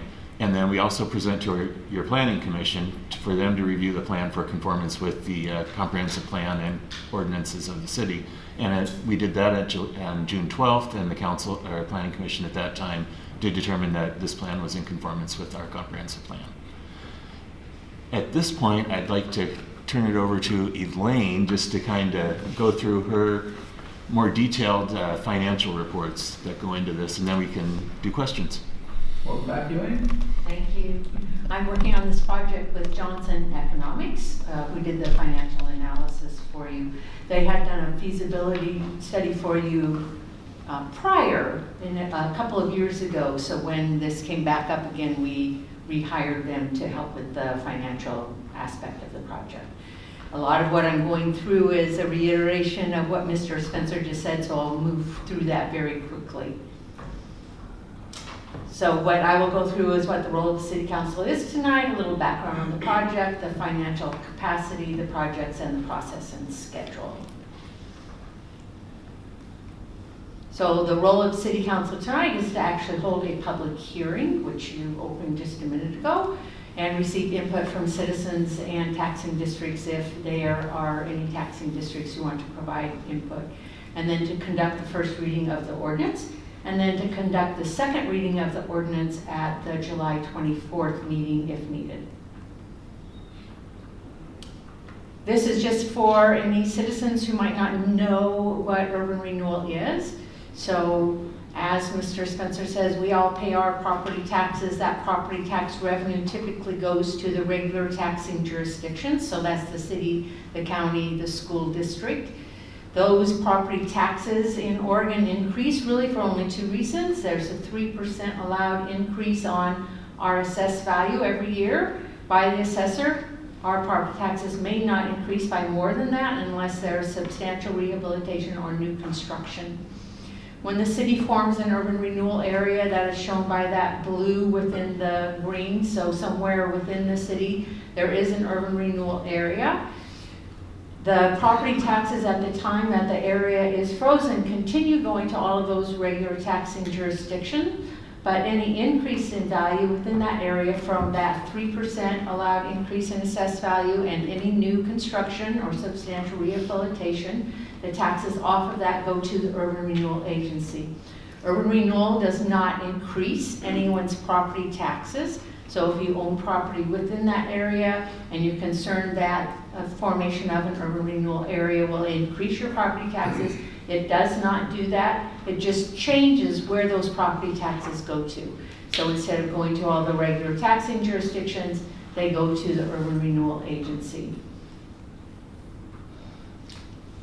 There is a specific process in the statute about how an urban renewal plan may be adopted. So it has to go to your urban renewal agency, to the county for the presentation for the planning commission for conformance to your comprehensive plan, to the city council hearing and vote on a non-emergency ordinance. So we are at the hearing point at tonight's meeting. This is a map of that proposed boundary, and as you can see, it's a fairly small urban renewal area.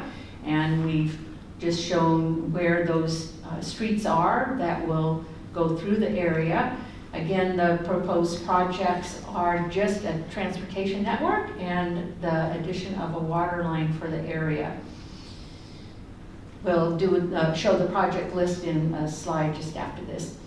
In Oregon, you may have only a limitation of the amount of your assessed value and your acreage within an urban renewal area. For the city the size of Hermiston, that may be up to 25%. You have 2 other existing urban renewal areas. So when you add those 2 to the new area, you will be at 11.5% of your total acreage and at only 8.23% of your total assessed value. So you are well within those limitations and have the capacity in the future, if you ever desire to go ahead and form another urban renewal area. The projects are specifically a new east-west street called Northeast Aspen Drive, signals at North 1st Street and Aspen Drive, extension of Northeast North Street to Northeast Aspen Drive, and a new water line along Northeast Aspen Drive, and then right-of-way acquisition to be able to do those projects. These are the estimated costs. The costs in the first column of costs are constant fiscal year in 2023 costs, so costs in today's dollars. You can see that those are very close. It's about $500,000 difference between the 2 costs, and that is because it's anticipated that these improvements will happen fairly quickly, so inflation doesn't get to take a big bite out of the cost of the projects. So in today's dollars, it's about $4.4 million. By the time it's completed, it's estimated that the cost would be about $4.8 million. This urban renewal area has a relatively low maximum indebtedness compared to other urban renewal areas, and it has a short time frame. It has a 16-year time frame. The maximum indebtedness is the total amount of money that you may spend on projects and programs in area, and that is $5 million. The difference between that maximum indebtedness highlighted in the teal color and the total net TIF, or the total amount of revenues that you will receive, is interest on debt. So you will be borrowing that money up front to be able to do that infrastructure improvement. The interest on that borrowed money is repayable through tax increment funds.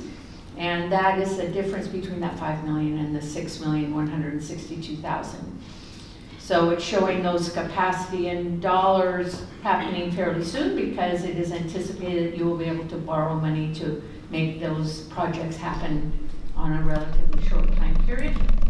It also shows that in year 16, you're only taking a very small amount of money, and that is because it's anticipated that you will have just a partial year of tax increment revenues that you'll need to take in that final year. This urban renewal area is anticipated to include revenue sharing. Revenue sharing is when you share a portion of those tax increment revenues with the other taxing districts. And that is because by statute, you are required to share revenue when you equal 10% of your maximum indebtedness. Because your maximum indebtedness is low, that 10% number is low. So once you hit that number, you begin sharing those revenues with the other taxing districts. They all like that to happen, because then they get a share of the increased growth within the area prior to the area terminating. And again, many urban renewal areas are 25 to 30 years. This area is projected only to be a 16-year urban renewal area. If growth occurs more quickly within the area, because there are large undeveloped parcels, then the area could terminate even more quickly.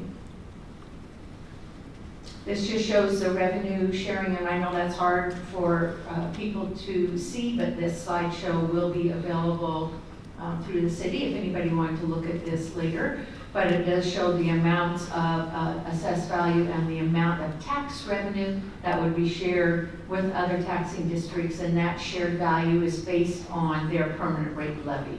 So it gets divided up among the different taxing districts according to whatever their permanent rate levy is.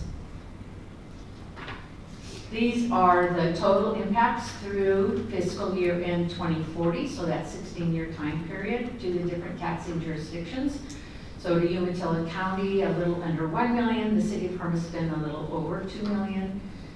The county fire district, 607,000. Port of Umatilla, 53,000. County radio, 59,000. Cemetery district, 32,000. Mosquito control, 70,000. So of the general government categories, about $4 million. The education districts, this shows those amounts annually for the, this shows the general government by year of the projected impacts, and you can see those start out smaller, and that's because you're just getting the projected impacts off of that 3% growth within the area. These tables are also in the formal plan and report that are part of the packet for tonight's meeting. For the education districts, these are a little different because in Oregon, our education districts are funded at the state level. For the education service district and your local school district, it's based on per pupil counts.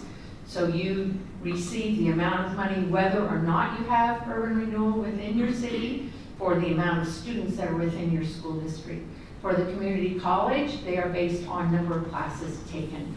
Excuse me. So it is also leveled at the state level according to number of classes taken. So these are potential impacts to those state funding allocations, but not directly impacting the school districts. This again just shows excuse me, those annual impacts. And that is the end of the formal presentation. Anything else? Nothing for me. Okay. Happy to answer questions. Okay. We are going to open it up first to public testimony. And so people wishing to speak are asked to come up to the microphone up front, introduce themselves by name and mailing address. Limit your testimony to 5 minutes. And we're going to start with proponents, people who wish to speak in favor of this urban renewal. Yes, come on. Hi, James. I think you can hear me. Jim Schlenker. I live at 5 Southwest Alderwood Place. And I'm actually the Chief Operating Officer of the Good Shepherd Healthcare System. And so we've heard about this for a while now. I've been here about 8.5 years. And as you hopefully have noticed, we purchased the property, the Toyota property, and are continuing to move towards plans of relocating our urgent care to serve more people, make it a little bigger, put a retail pharmacy out there for drive-through business and be able to kind of address that.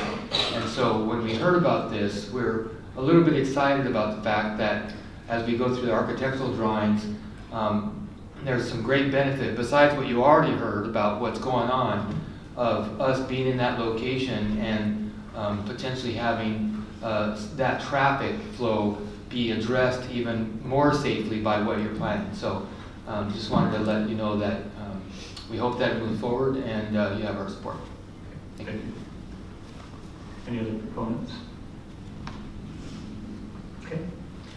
Any neutral parties? Any opponents? People not in favor? Okay, we are going to close the hearing. And further council discussion. Any other council questions or comments? Yes, Councilor Lynn. On table number 7, I would like to, for someone to explain it to me, because I believe the loan is for $5 million, but on here it says total expenses is at $8 million. So I'm not understanding table 7. Can you tell me which page of the packet you're looking at? Page 13.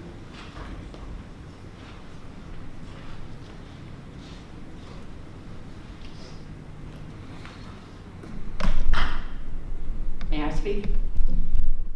So your question was, who was making the loan? I'm sorry. No, I believe the loan amount is 5 million. Yes. And on table 7, it says total expenditures is a little over 8 million, so I wasn't quite understanding the difference. So I kind of wanted to know the difference. First of all, I'm going to commend you for reading the packet and looking at that, because that's the very first time anyone, and I've been doing this almost 20 years, has ever asked a question about the financial tables. So good for you. I appreciate that. So the first number is scheduled loan payments. So that would just be the amount of the principal amount of the loan. An early principal loan payment, I think the loan is judged to be maybe a 25-year loan, and so if you pay it off early, it's a principal payment on that loan, and that adds up to the total debt service. So that you add those two numbers together to get to the total debt service of the $8 million. And that $8 million, that's a really good question, because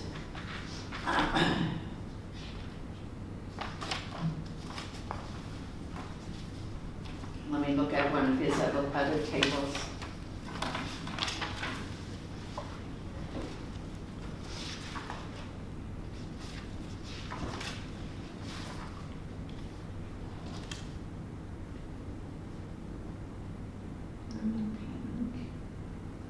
So if we look at table 3, the loan amount is $5 million, an interest rate of 5%. Interest payment starts at 2024, annual payment is $4 million. And so I do not do those tables. It must be that when you take that principal amount and add the interest to it, it adds up to that $8 million. I will need to get back to you on that, because to me, that number exceeds what we have. I'm going to look at the taxing district impact tables.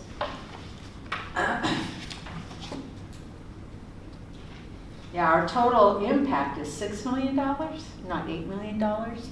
So I told you Johnson Economics worked on this with me, and this is the first one I've worked on with them, although they've worked with you before. So I am not totally sure what he may have included in that, but you do bring this back in 2 weeks, and I will get back to them and find out exactly the difference between those numbers and have an answer for you by the next meeting. Thank you. Yeah, I appreciate the question. Other questions by the council? I do. Yeah. So under the Title 7A, property acquisition for public improvement, once again, we're back here to a spot where it looks like we're pre-authorizing eminent domain usage. Am I reading this correctly? In this case, we have had preliminary discussions with all of the property owners, and they're already willing to work with us. But no, you are not pre-authorizing eminent domain. That's a separate process. What you're saying here is the plan itself recognizes the need for right-of-way acquisition, and so that's part of the overall plan. But anything that would be required to actually acquire it is a separate process. And in addition, before you acquire property, you have to identify it in your plan. So as you're doing those negotiations, you would have to come back to City Council to identify that property in the plan and authorize that acquisition. So that's another step. This gives you the authority to negotiate and the authority to do eminent domain if you want to in the future, but it doesn't allow you to do that without coming back and having the City Council specifically authorize that. Thank you. Any other questions from the council? Okay. So now we have an opportunity for a motion to direct staff to prepare an ordinance to adopt the urban renewal plan and report for adoption at the July 24th City Council meeting. So Second. Been moved by Councilor Barone, seconded by Councilor Myers, that we direct the staff to prepare an ordinance to adopt the urban renewal plan and report for adoption at July 24th City Council meeting. Roll call. Yes. Yes. Yes. Yes. Yes. Yes. Yes. Motion passes unanimously. Okay, moving on to Resolution 2283, establishing no parking on East 4th Street from Main Street to the alleyways on both the north and south. Mr. Smith? Yeah, Mr. Morgan will. Mr. Morgan, welcome.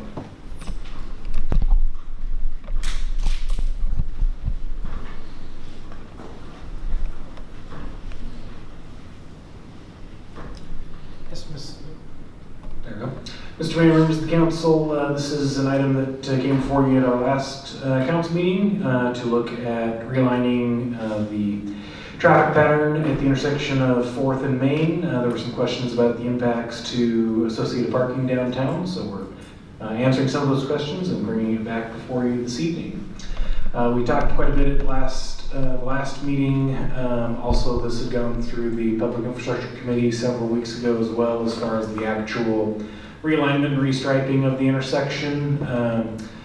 We talked quite a bit at the last council meeting about the impacts to 7 commercial parking spaces on 4th Street and 2 on-street parking spaces in front of residents. The questions after last week's council meeting were what are some mitigating parking adjustments that could be made to help offset some of the loss of parking in that area. So that's what we're talking about this evening. This is the north side of the intersection. So this, you gotta be straight on, I think. Yeah, so that's Main Street right there, that's 4th Street there. And so the striping that you see is the proposed new striping north of Main Street. This is just the same intersection on the south end. And again, in the red, you can see the impacted parking that takes place. So looking at what some of the impacts to parking are in the area, I think it's also important to keep in mind that any mitigating factors that we may put into place are going to have different impacts in terms of benefit to different properties, really depending on which leg of the intersection you're in. Putting something on, a block away on one corner may not necessarily impact the one on the other. So I think we need to kind of break it down into its constituent parts while we're thinking about different benefits and impacts that we can bring to bear to offset some of that parking impact. One of the items that was discussed a little bit last meeting, and this is a little bit farther north, so the actual intersection would be down here. This is 4th Street there, just one block north. This is Gladys Avenue there. The library's right here. We're currently sitting right here, 3rd and 4th Street. So right now on Gladys Avenue in that stretch, this is all parallel parking currently. It's also all currently unmarked, so there's no actual striping on the ground right now. So what we are recommending doing is going in and simply painting parking spaces, angled parking spaces on the north side of Gladys in that area. This would be a continuation of the same diagonal parking pattern that we have between 2nd and 3rd in front of the library out here. We made that change here about 4 or 5 years ago, specifically to look at ways of maximizing the utilization of parking in the downtown area. As a result of that, we're able to fit an additional 5 parking spaces in that one block there. So far, we've received no negative comments or anything from any of the adjacent residences. There's the Carnegie Building, the library, and 2 residences there. Again, ultimately, we're increasing the number of parking spaces, so no negative feedback from there. Looking at this block in here, looking back at historical Google Earth images over the last 10 years, there's really only ever anywhere between 2 and maybe 3 vehicles parked on the north side of the street there at any given time. They typically also tend to be on the western half of that street section. And when you really start to look at it with the tax lots involved, you can see why that's probably taking place, because all of these residences located here clearly have rear access for vehicles. There's a garage here, also rear access for these other homes there. So very infrequently are they using the public on-street parking located there. So I think that's within 1 block of the intersection of the 2 businesses located on the north side of the intersection. Before bringing this to the council at the last meeting, we were contacted by the Chief Operating Officer from Umatilla-Moro County Head Start, which is on the northeast corner of that intersection. He was very supportive of the concept of making these changes through that area, even though it meant losing 3 on-street public parking spaces in front of the Head Start facility. At the time, I mentioned to him that we were looking into this as an option as well. He thought that was a good alternative for his employees to make use of that so that they can walk just the short, basically half block to the offices there and retain some of the parking closer to the office there. So that would yield a net increase of 5 parking spaces for those businesses north of Main Street. On the south side of Main Street, this is Main Street there, this is 4th Street here. This doesn't show the lost parking spaces, but there's 1 on-street parking space lost on this side of the street, and then there's 2 parking spaces lost in front of this residence. There's currently no parking already in front of the car wash there. In conversations with the CEO of Horizon Project that owns the building here, she was fully supportive of the project and had no issues with the loss of parking space on street there, mainly because they do have off-street parking lot located right here. So they're not concerned with the on-street parking loss there. Ultimately, looking at any other type of adjustment or mitigation for off-street parking in the vicinity, I don't think anything is going to yield anything closer to that residence than simply parking 30 feet to the south across the alleyway there, again, still on Main Street. So there's 2 on-street parking spaces here, 30 feet across the alleyway here. There are a number of parking spaces there.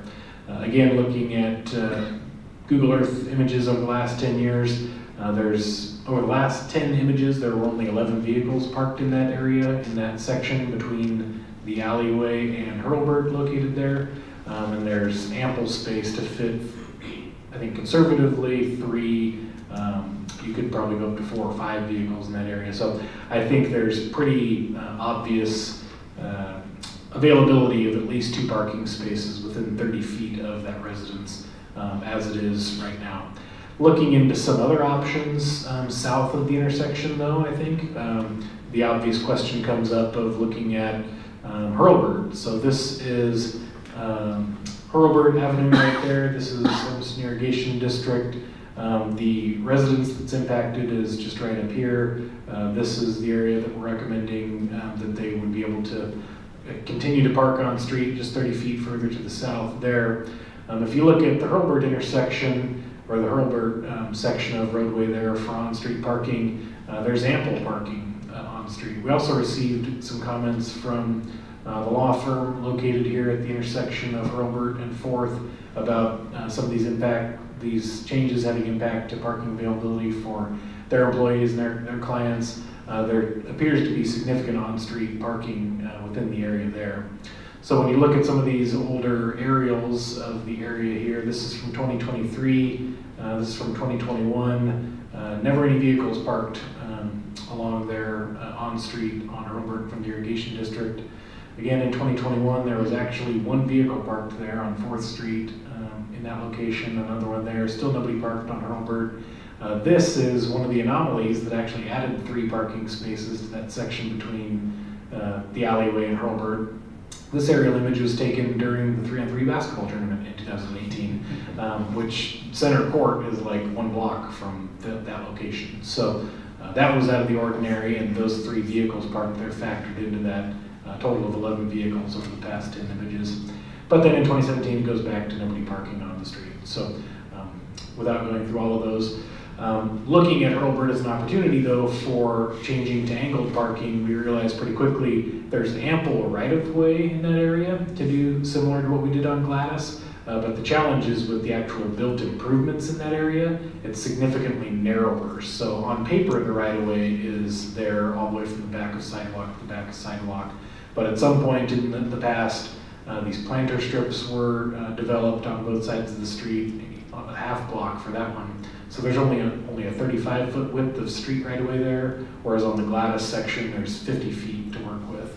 I I think if we eliminated the planter strip and kept the sidewalk there in front of the irrigation district's property, that would gain us a little bit of width, still not quite enough though to fit the 50-foot necessary in order to accommodate the angled parking. But again, if we eliminated the planter strip on the north side there, back to the sidewalk, that would give us enough width to handle angled parking in that section of Hurlburt. Rough cost estimate from Anderson Perry in order to demolish, remove, and replace with paving the planter strips through there, adjust utilities and everything, you're looking at about $150,000. And so that's probably the closest opportunity that jumps out for providing any additional parking in that vicinity. But again, it appears that there's pretty substantial on-street parking already in that area. So the recommendation would just simply be no changes to on-street parking on the south side of Main Street. The question also came up, and I'll touch on this just kind of briefly because it's still just preliminary, just for discussion purposes. The question was asked by one of the members of the public, what the plan is for the city for parking in the downtown area. So we hadn't gotten into the level of really looking or planning out exactly what some of those parking options may be further east in the downtown area, because really we approach a lot of those as development comes. So we're not going to go out and actually plan some of these things until the need is there. So just looking through and going through some thoughts, these are some of the options that I think would come up as we see pressure and need for adding parking on the east side of the downtown. Important to keep in mind though, as we start to talk about that, is I think when people think about providing additional parking, their thought is parking lot. They're thinking off-street parking, even though we know we added quite a bit of parking just by utilizing the existing right-of-way that we have by going to angled parking there on Gladys. So if you're looking at providing off-street parking, you've got a lot of costs that you may not necessarily appreciate up front. You've got the direct upfront cost of acquiring the real estate. The city does not own any real estate on the east end of Main Street over there. So any off-street parking that the city would be providing would have to, the city would have to purchase it. Then any costs of constructing, paving an actual parking lot would have to be taken into account. And then probably one that you really may not take into account is if the city acquires some real estate for providing a publicly owned parking lot, those properties are already paying property tax, and so you're taking that property off of the tax roll. So you need to take that into account in terms of the total cost of providing that off-street parking. And then an even kind of further removed from being a direct cost is the opportunity cost of what you're foregoing by taking that property out of the potential for development when it could turn into something else. So just looking around, I think sometimes folks look when they're trying to find a solution to a problem and they see the most obvious and direct thing standing right in front of them, when that may not necessarily be the best when you pull out and look at it from a broader perspective.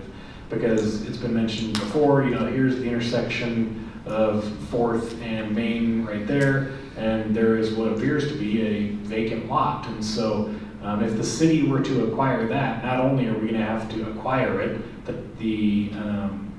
the tax assessor shows it as $200,000 of real market value. That's probably significantly undercounting the total cost of acquiring that property if the city were to go that route. Then it already had been functioning as a parking lot, so if we went a real lowball route, maybe $50,000 in improvements, so you're looking at about $250,000 in cost to yield approximately 50 spaces, and then you end up with a big vacant hole right on Main Street when the development pattern is really lending itself to having development on Main Street with parking in the rear. So I think we need to look at what some other options may be to help stimulate and incentivize development that's actually occurring on Main Street. This was also to take a look at and show what the costs would be of if the city were to acquire some property such as that one outlined in red. That property, even though it's vacant, it paid $3,400 in property tax last year. So not only do you have to take into account the costs of acquiring it, now you've lost $3,400 a year in property tax. These other numbers there, those show the annual property tax bill for some other relatively similarly situated properties that have been developed that we could be seeing in terms of property tax revenue generation if the property were to develop rather than taking it off the tax rolls and building it as a parking lot. I think a much more likely scenario, and one that we would probably look to entertain and be just ready to respond as a need arises, is we would like to see a property like that develop into a commercial space, something like that, and then look at providing parking in the rear. There's open space behind that area on Hurlburt. I think there's an opportunity if we were to receive legitimate development interest in that property that we could look at partnering to do some type of off-street parking if that was still deemed as necessary. And then we're still looking at that section of Hurlburt between 2nd and 3rd where we know that we can, for about $150,000, pretty easily yield up to 20 parking spaces within one block of that location. So I think that is kind of for that first block there. What we would probably look more to is some type of a partnership opportunity rather than going in and trying to directly provide off-street parking, because inevitably whenever we try to provide off-street parking, it's probably going to be in the wrong spot. Much better to come back and work with development as it's occurring from the private sector. Looking further to the east now, down Main Street. So again, this is Main Street there, this is 4th Street there. I just kind of left on that image of that property located there. I highlighted in red this property here. That is the former Barnett and Morrow accounting office. And this area outlined in red there is a property that is under the same ownership there. When that was developed, they acquired the property behind it to build into a parking lot for their employees. And so I think just based on the fact that as you get further east, you're getting into an already fully developed area with a mixture of commercial and residential uses and those types of things, I don't think we're going to see really major developments occurring down there or major increase in traffic generation or increase in parking needs in that area that wouldn't potentially be satisfied by, for example, the business that's undergoing renovations right now. They have every opportunity to also try and acquire another tax lot within close vicinity to them to develop as a parking lot. So those are some of the other alternatives I think that we would look to. But again, I don't think there's any immediate need or plan to pursue any of those additional parking options, but I wanted to allow the council to kind of hear some of those thoughts, and we can consider those as we move forward if additional parking need comes up in the future. So with that, I'd stand for any questions. Thank you, Mr. Morgan, for your comprehensive review of parking downtown. I'm sorry I missed last council. Council, are there questions or comments?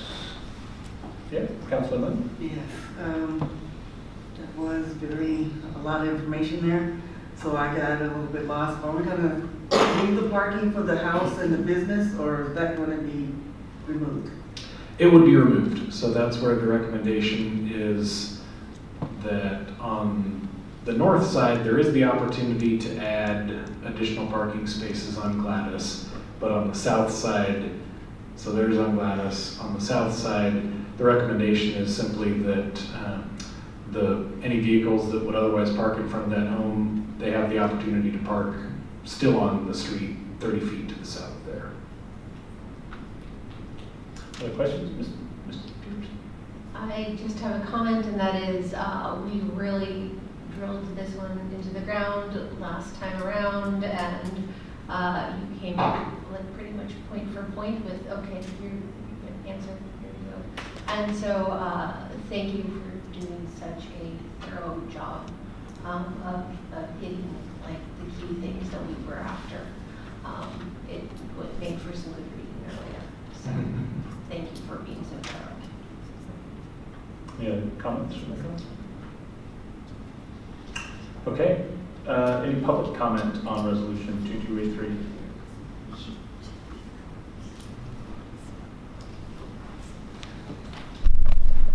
I know you guys are all tired, probably ready to go home, but No, we're here till the end, so welcome. Yeah, I was at the last You have city to council introduce meeting. yourself. Sorry. Name and address, please. Carrie Christensen, address is 470 Christensen Loop. I'm Thank a you. business owner downtown, so I'm really aware of what is happening on Main Street. I'm also part of the Hermiston Downtown District Board, and you know, involved in downtown. I see the traffic. I understand. Get it.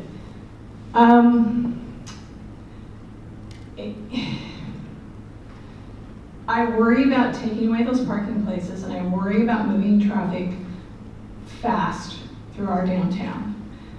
People are in a hurry, and what we're really trying to do with our downtown district is get people to stop and to take a look at what's happening downtown.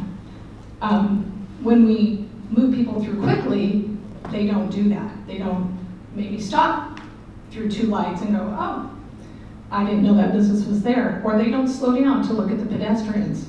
They get in a hurry, and when we provide that, they're that much more hurried. If you look, like Mark said, there's plenty of parking. So, I mean, that doesn't really support my cause.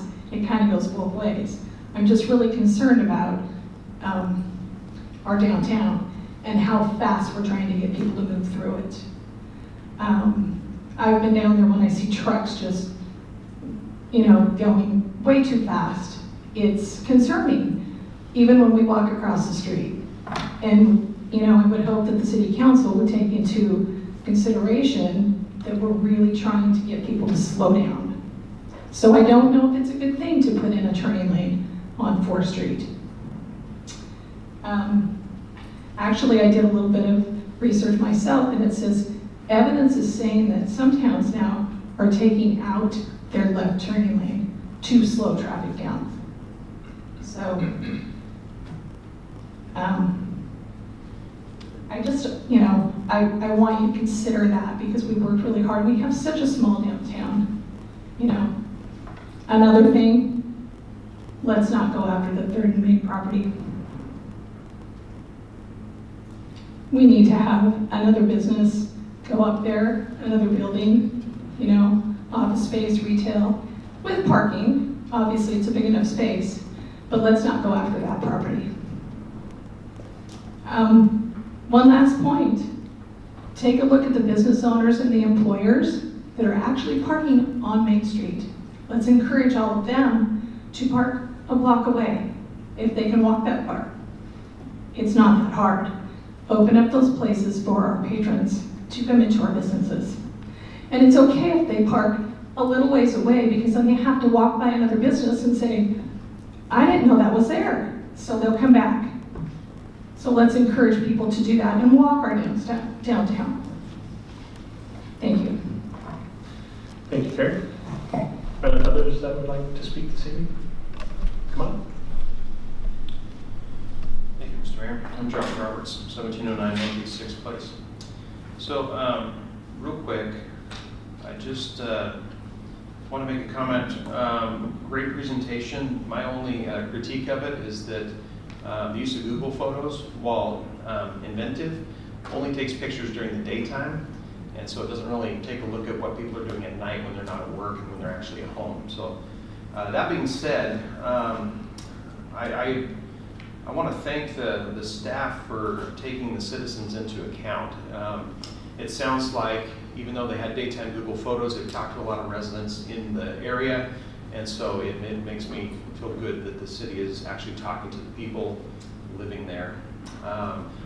My question would be that I'd like to know if the traffic light is going to make an adjustment as well, which I assume it does, but that's just a question that could be answered.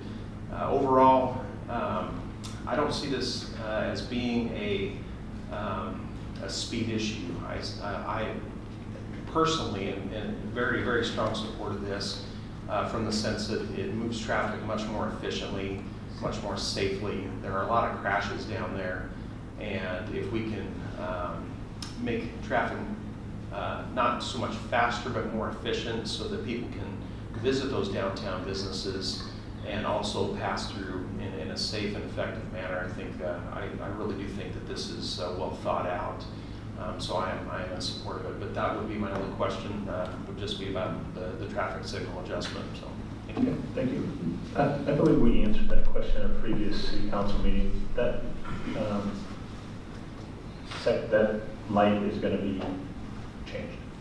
Yeah, so that was, when we talked about last week, that's kind of the why now question. And because this is an issue, you know, it's not like suddenly we have a lot more traffic, you know, this year suddenly. It's been something that's been growing over time, and we could just let it continue to go. But we need to make a decision soon because the equipment that's embedded in the asphalt on the north side of 4th Street has failed, so they changed the traffic signal to just be timing based. And so when we're trying to order the equipment necessary to get that up and operational fully, we need to know what equipment we're ordering so that we can make those adjustments to allow for those left turn signals and all that type of thing. So if we choose not to make that restriping effort, then we will not acquire the equipment necessary to accommodate that at this time. Thank you, Ms. Morgan. You know, the 4th Street's been a challenge for a long time.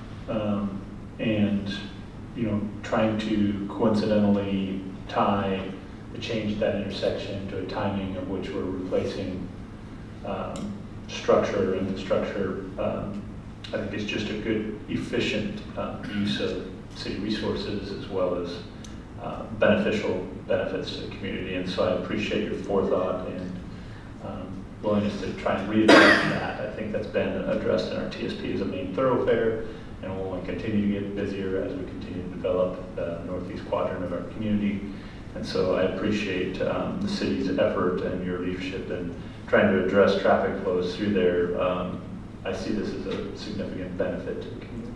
So, any other comments from the staff or from the council? Yes, Ms. Meyer. Working on that corner, I will tell you that anything that we can do to improve the flow of traffic is just gotta be a boom. It has to be. Every day it starts usually about 4:15 or so until I'm normally gone from work. I go out the alley the other way, I just can't get out. Because the traffic light does not allow enough time for the people to, you know, flow through, it backs them up there. And that intersection is, and always has been, a traffic hazard. Parking closely on that corner for people trying to turn either way, it's always been a traffic hazard. Other council comments? Okay. Yes. You know, I'm kind of torn, to be honest. I see a great benefit too, but I hate for the businesses to lose the parking spaces because I know that business Sassafras there at the corner, they don't have very many spaces to begin with. But I also appreciate, you know, getting all the information so that we could see all the pros, all the cons, and all of the different things that were discussed. So I appreciate you providing this, just as much as I appreciate Chief Hermiston also providing the information that I wanted to find out from the police department at the last meeting. So thank you for the information. Other council comments? Okay. So we have a proposed motion in front of you. Take a motion.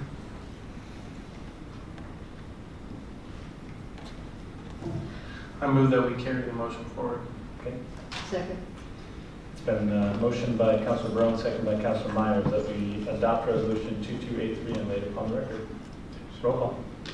Yes. Yes. Yes. Yes. Yes. No. Yes. Motion passes 6-1. Councilor Linton in opposition. Moving on to 10, fourth quarter fiscal year 2023 investment report. Mr. Smith. Yeah, Mr. Kay. Mr. Mayor, City Council, we're at the end of fiscal 23, and it's been kind of a wild year.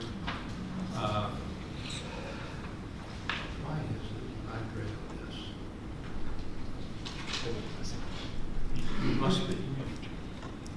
I thought it was on. I'm sorry. Fourth quarter finished strong due to the market's continuing flight to quality and mild fears of impending recession. I can talk to 16 different people on the street and I'll get 24 different opinions of where the economy's going. I'm trying to take the easiest tack that has the least risk with our investments, and that is to stay the course with confidence with conservative investing. The Fed continues to be data dependent.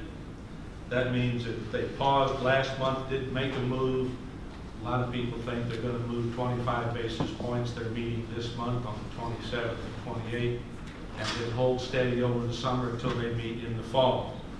I'm betting that doesn't happen. I think they will stay the pause unless there's some cataclysmic event between now and July 27th. The rate for LGIP has stayed at 405 as of May 29.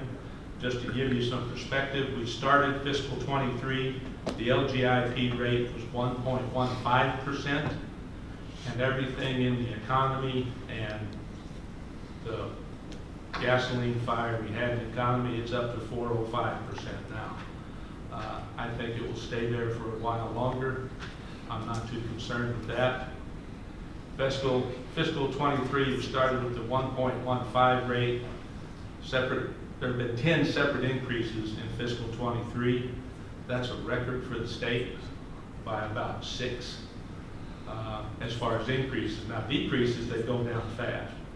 And then finally, most of them, the next maturities in the portfolio are later this month. We have a corporate bond with B of A for $100,000 and a full faith and credit bond due July 250. Our philosophy has been when we have a maturity, we will try to look short term in the next 12 months before we go anything longer than 2 years, simply because we don't want to be caught in a position of rates going down when we have a higher producing the bond in the portfolio. There will continue to be uncertainty in all the markets over the summer, and in the fall we'll actively manage our way through. I gave you a large sheet tonight to look at because I have trouble even seeing it from here, and I thought you would appreciate that. Our corporate issues, you can see here in the quarter, we had 2 purchases of a Bank of America bond for $100,000 and JP Morgan for $80,000. The interest that we earn on these builds up in the cash fund. We'll see at the top line, the cash value we have right now in cash reserves is $12,000. Over time, each month as we earn interest on these bonds, that will build up to $50,000 or $60,000. We will have a bond mature, as we will in July. We will add cash to that and make a bigger purchase on an investment and get better than what we get in the LGIP. So that's the corporates. These are the 2 that we bought in this quarter. And then there's a maturity up there at the top of Bank of America at $100,000. The municipal bonds, there's a law in finance that when municipals do well, bonds do not in the corporate bond market. When they do very poorly, it's the opposite of the corporate bond market. The market's really well. So we do have some good municipal bonds, but they're being outperformed by the corporate bonds right now simply because of the economy. But they're still a good investment for us. Then we get to the full faith and credit, what I call callable and bullet maturities. We have 2 purchases in this last quarter totaling $250,000 with 0 coupons. That says basically we spent $147,000 to get $150,000 in November. Those are bullet maturities, there's no call.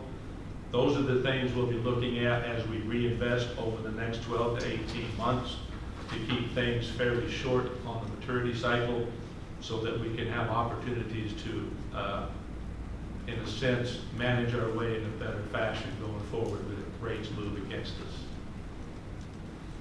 So those are the 2 we bought. There's 1 maturity coming up there as well on the full faith and credit.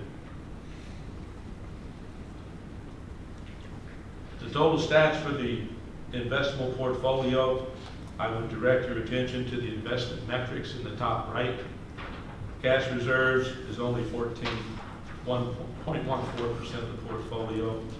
Our corporates are at 26%, municipals at 8%, agencies and bullets are at 34%. We have 30% of the portfolio at LGIP. Our weighted average maturity is well below our target of 2.5 years at 1.7 years. Percent of the portfolio is only 0.28% over our 75% target. That will be not an issue at the end of July. And that's where we stand. I would be glad to stand for any questions. Council, any questions about the investment approach? I just have one question. Yeah. Just to make Councilman. sure I understand you. The total amount of funds is 12.6 million. That's how much money we have invested in all the things above? Yes, ma'am. Okay, thank you. That's our cash we have invested. We're trying to make that asset work harder. Thank you. Others? Okay. Any public comment on fourth quarter fiscal year 2023 investment report? Seeing none, can I get a motion to accept the fourth quarter fiscal year 2023 investment report as presented? So moved. Second. Been moved by Councilor Primer, seconded by Councilor Myers, that we accept fourth quarter fiscal year 2023 investment report as presented. Roll call. Yes. Yes. Yes. Yes. Yes. Yes. Yes. Motion passes unanimously. Mr. Smith, the second quarter 2023 council goal update. Yes, Mr. Mayor, members of the council, in your packet was a kind of listing of all the tasks that were adopted in the goal report. I'm going to highlight what I'm going to start with is highlighting the top two priorities under each focus area or under each goal. And so the first goal is growing and prosperous, and both of those come under the focus area of housing. First the first priority is to attract market rate rental housing. We're continuing to meet with potential developers, contact people who have shown interest in other communities in our region. I think the biggest challenge right now is the interest rate situation as far as getting people to invest because of the high cost of borrowing at this point. So we're continuing to work on that. The other item, continuing to fund infrastructure improvements to support housing and enhance livability. Both of our two, the south urban renewal area that's been adopted and the one that you discussed tonight, the north urban renewal area, would both help in, not necessarily directly in housing, but putting that infrastructure in place makes areas more attractive, more livable, and better for us in an overall development standpoint. The next goal is safe and healthy. The second priority under that goal is to work on a memorandum of understanding to solidify partnerships on the Health, Wellness, and Aquatic Center. After the pool season this year, Mr. Arts and I will be working more directly on that to start working with partners and developing that MOU to move forward with. The first priority under that goal is to explore public safety fee and other revenue options. We've started that in our budget discussions. We'll be having more direct revenue discussions, like I mentioned earlier, in a month to 6 weeks. So we're continuing forward on that. Then under the sustainable goal, the first and second priorities both are, one is related to the public safety fee or a sustainable fiscal structure. And so we're continuing to work on that. And then water allocation for EOTech. We've been talking with some of the water users involved up in that part of the city. And this year we did, from a temporary basis, get some additional water so that we could have water to go on both the front 20 acres and the 20 acres that are off of Ott Road. So we were able to increase it, but again, that's a temporary situation. So we're continuing to try to secure a way to permanent allocation.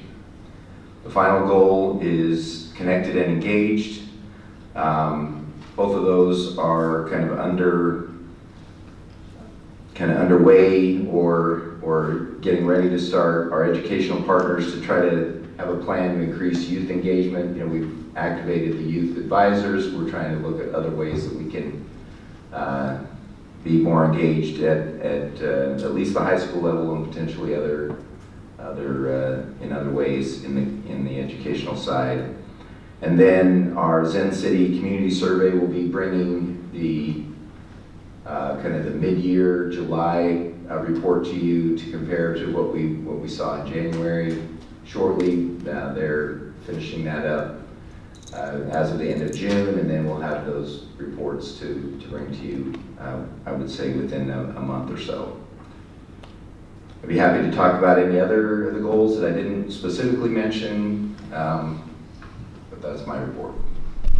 Mr. Smith, can you talk about the focus area, community safety, reduce recidivism, and connect people with treatment services? Sounds like there's some progress being made on partnerships in the region. Yeah, so Jillian and myself have been working with the City of Pendleton and Umatilla County and with CCS on a program that would bring a navigator type position into each of the municipal courts that would start to help those people who are kind of frequent customers of the court that have the opportunity to make some changes and kind of make some improvements. And what we would use to fund that is each of our agencies received some opioid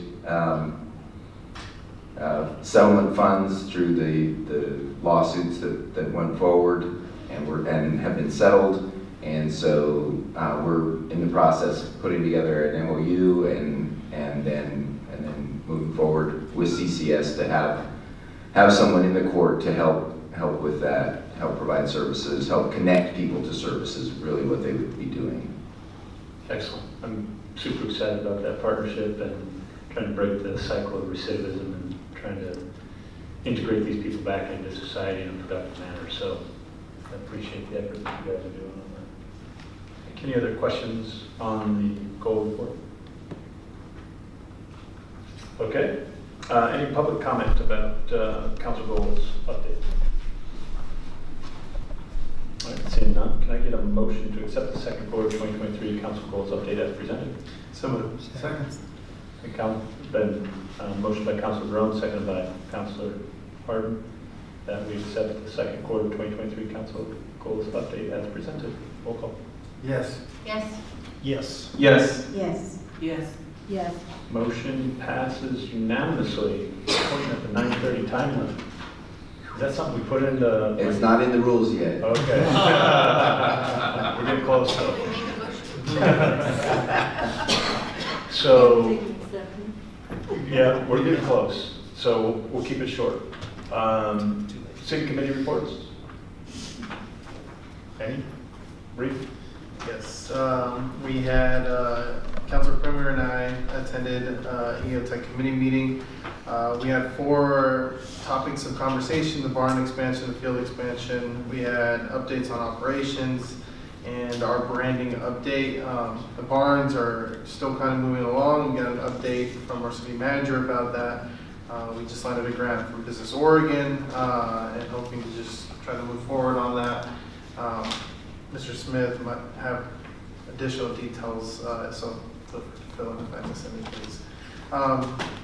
In terms of the field expansion, we had Mr. Swanson present. They have already moved the big gun and they're moving to maintain the field. They've been telling us that they've been working with water rights also. They've talked to us about when we're officially going to move from Stanfield irrigation to Hermiston. So I think they kind of had a little bit of issues on their end, but they're being resolved, I believe, right now with the city manager. Operations update, Al gave us a couple of updates on what's going on up there at EOTech. A lot of the same, just trying to keep the building busy. And as you guys can imagine, the fair and the rodeo representatives have been very busy. It looks like they're they're getting into their crunch time, so you can tell they were a little bit more stressed and pressed. There's a lot of things that they have to do before the show goes on. And the last update I have is that on the branding update, thank you for all the counselors, community members that participated. It looks like the second option was the winner. And so that's what we got as of right now. And we're not going to meet until after the Fair of the Rodeo, so we're not going to meet until September. So you're bringing that back to the council? Yeah, so that, the final approval on the branding will be on a future agenda.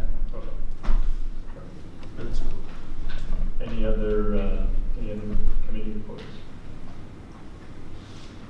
Nobody has any reports, or nobody wants to talk anymore? Thank you, Councilor Primer, for filling in for me last council meeting. Appreciate it. There is a ribbon cutting ceremony, pretty substantial, on Wednesday. Transition of the depot property. Oh. Wednesday, 10 to 12 on the depot. Barbecue afterwards. Please come out and join us. Exit at the military installation where you kind of go onto the base. So 10 to noon. Please come out. It's like 35 years in the making, and it's gonna make a substantial difference to our region and our community. So pretty excited about that. And then small cities meeting, 7/19. Small cities is defined as less than 5,000. Is that right, Mr. Smith?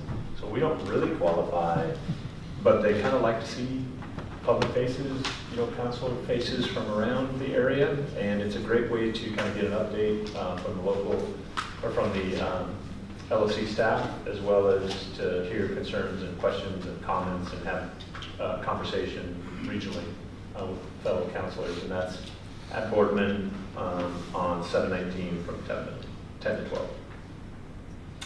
Other council reports? Anyone's registered?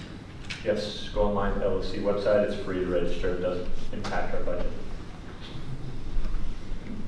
Any other comments? Wait, I thought we weren't attending anything. Well, is this a paid thing that the city will have to pay on? No, it's free.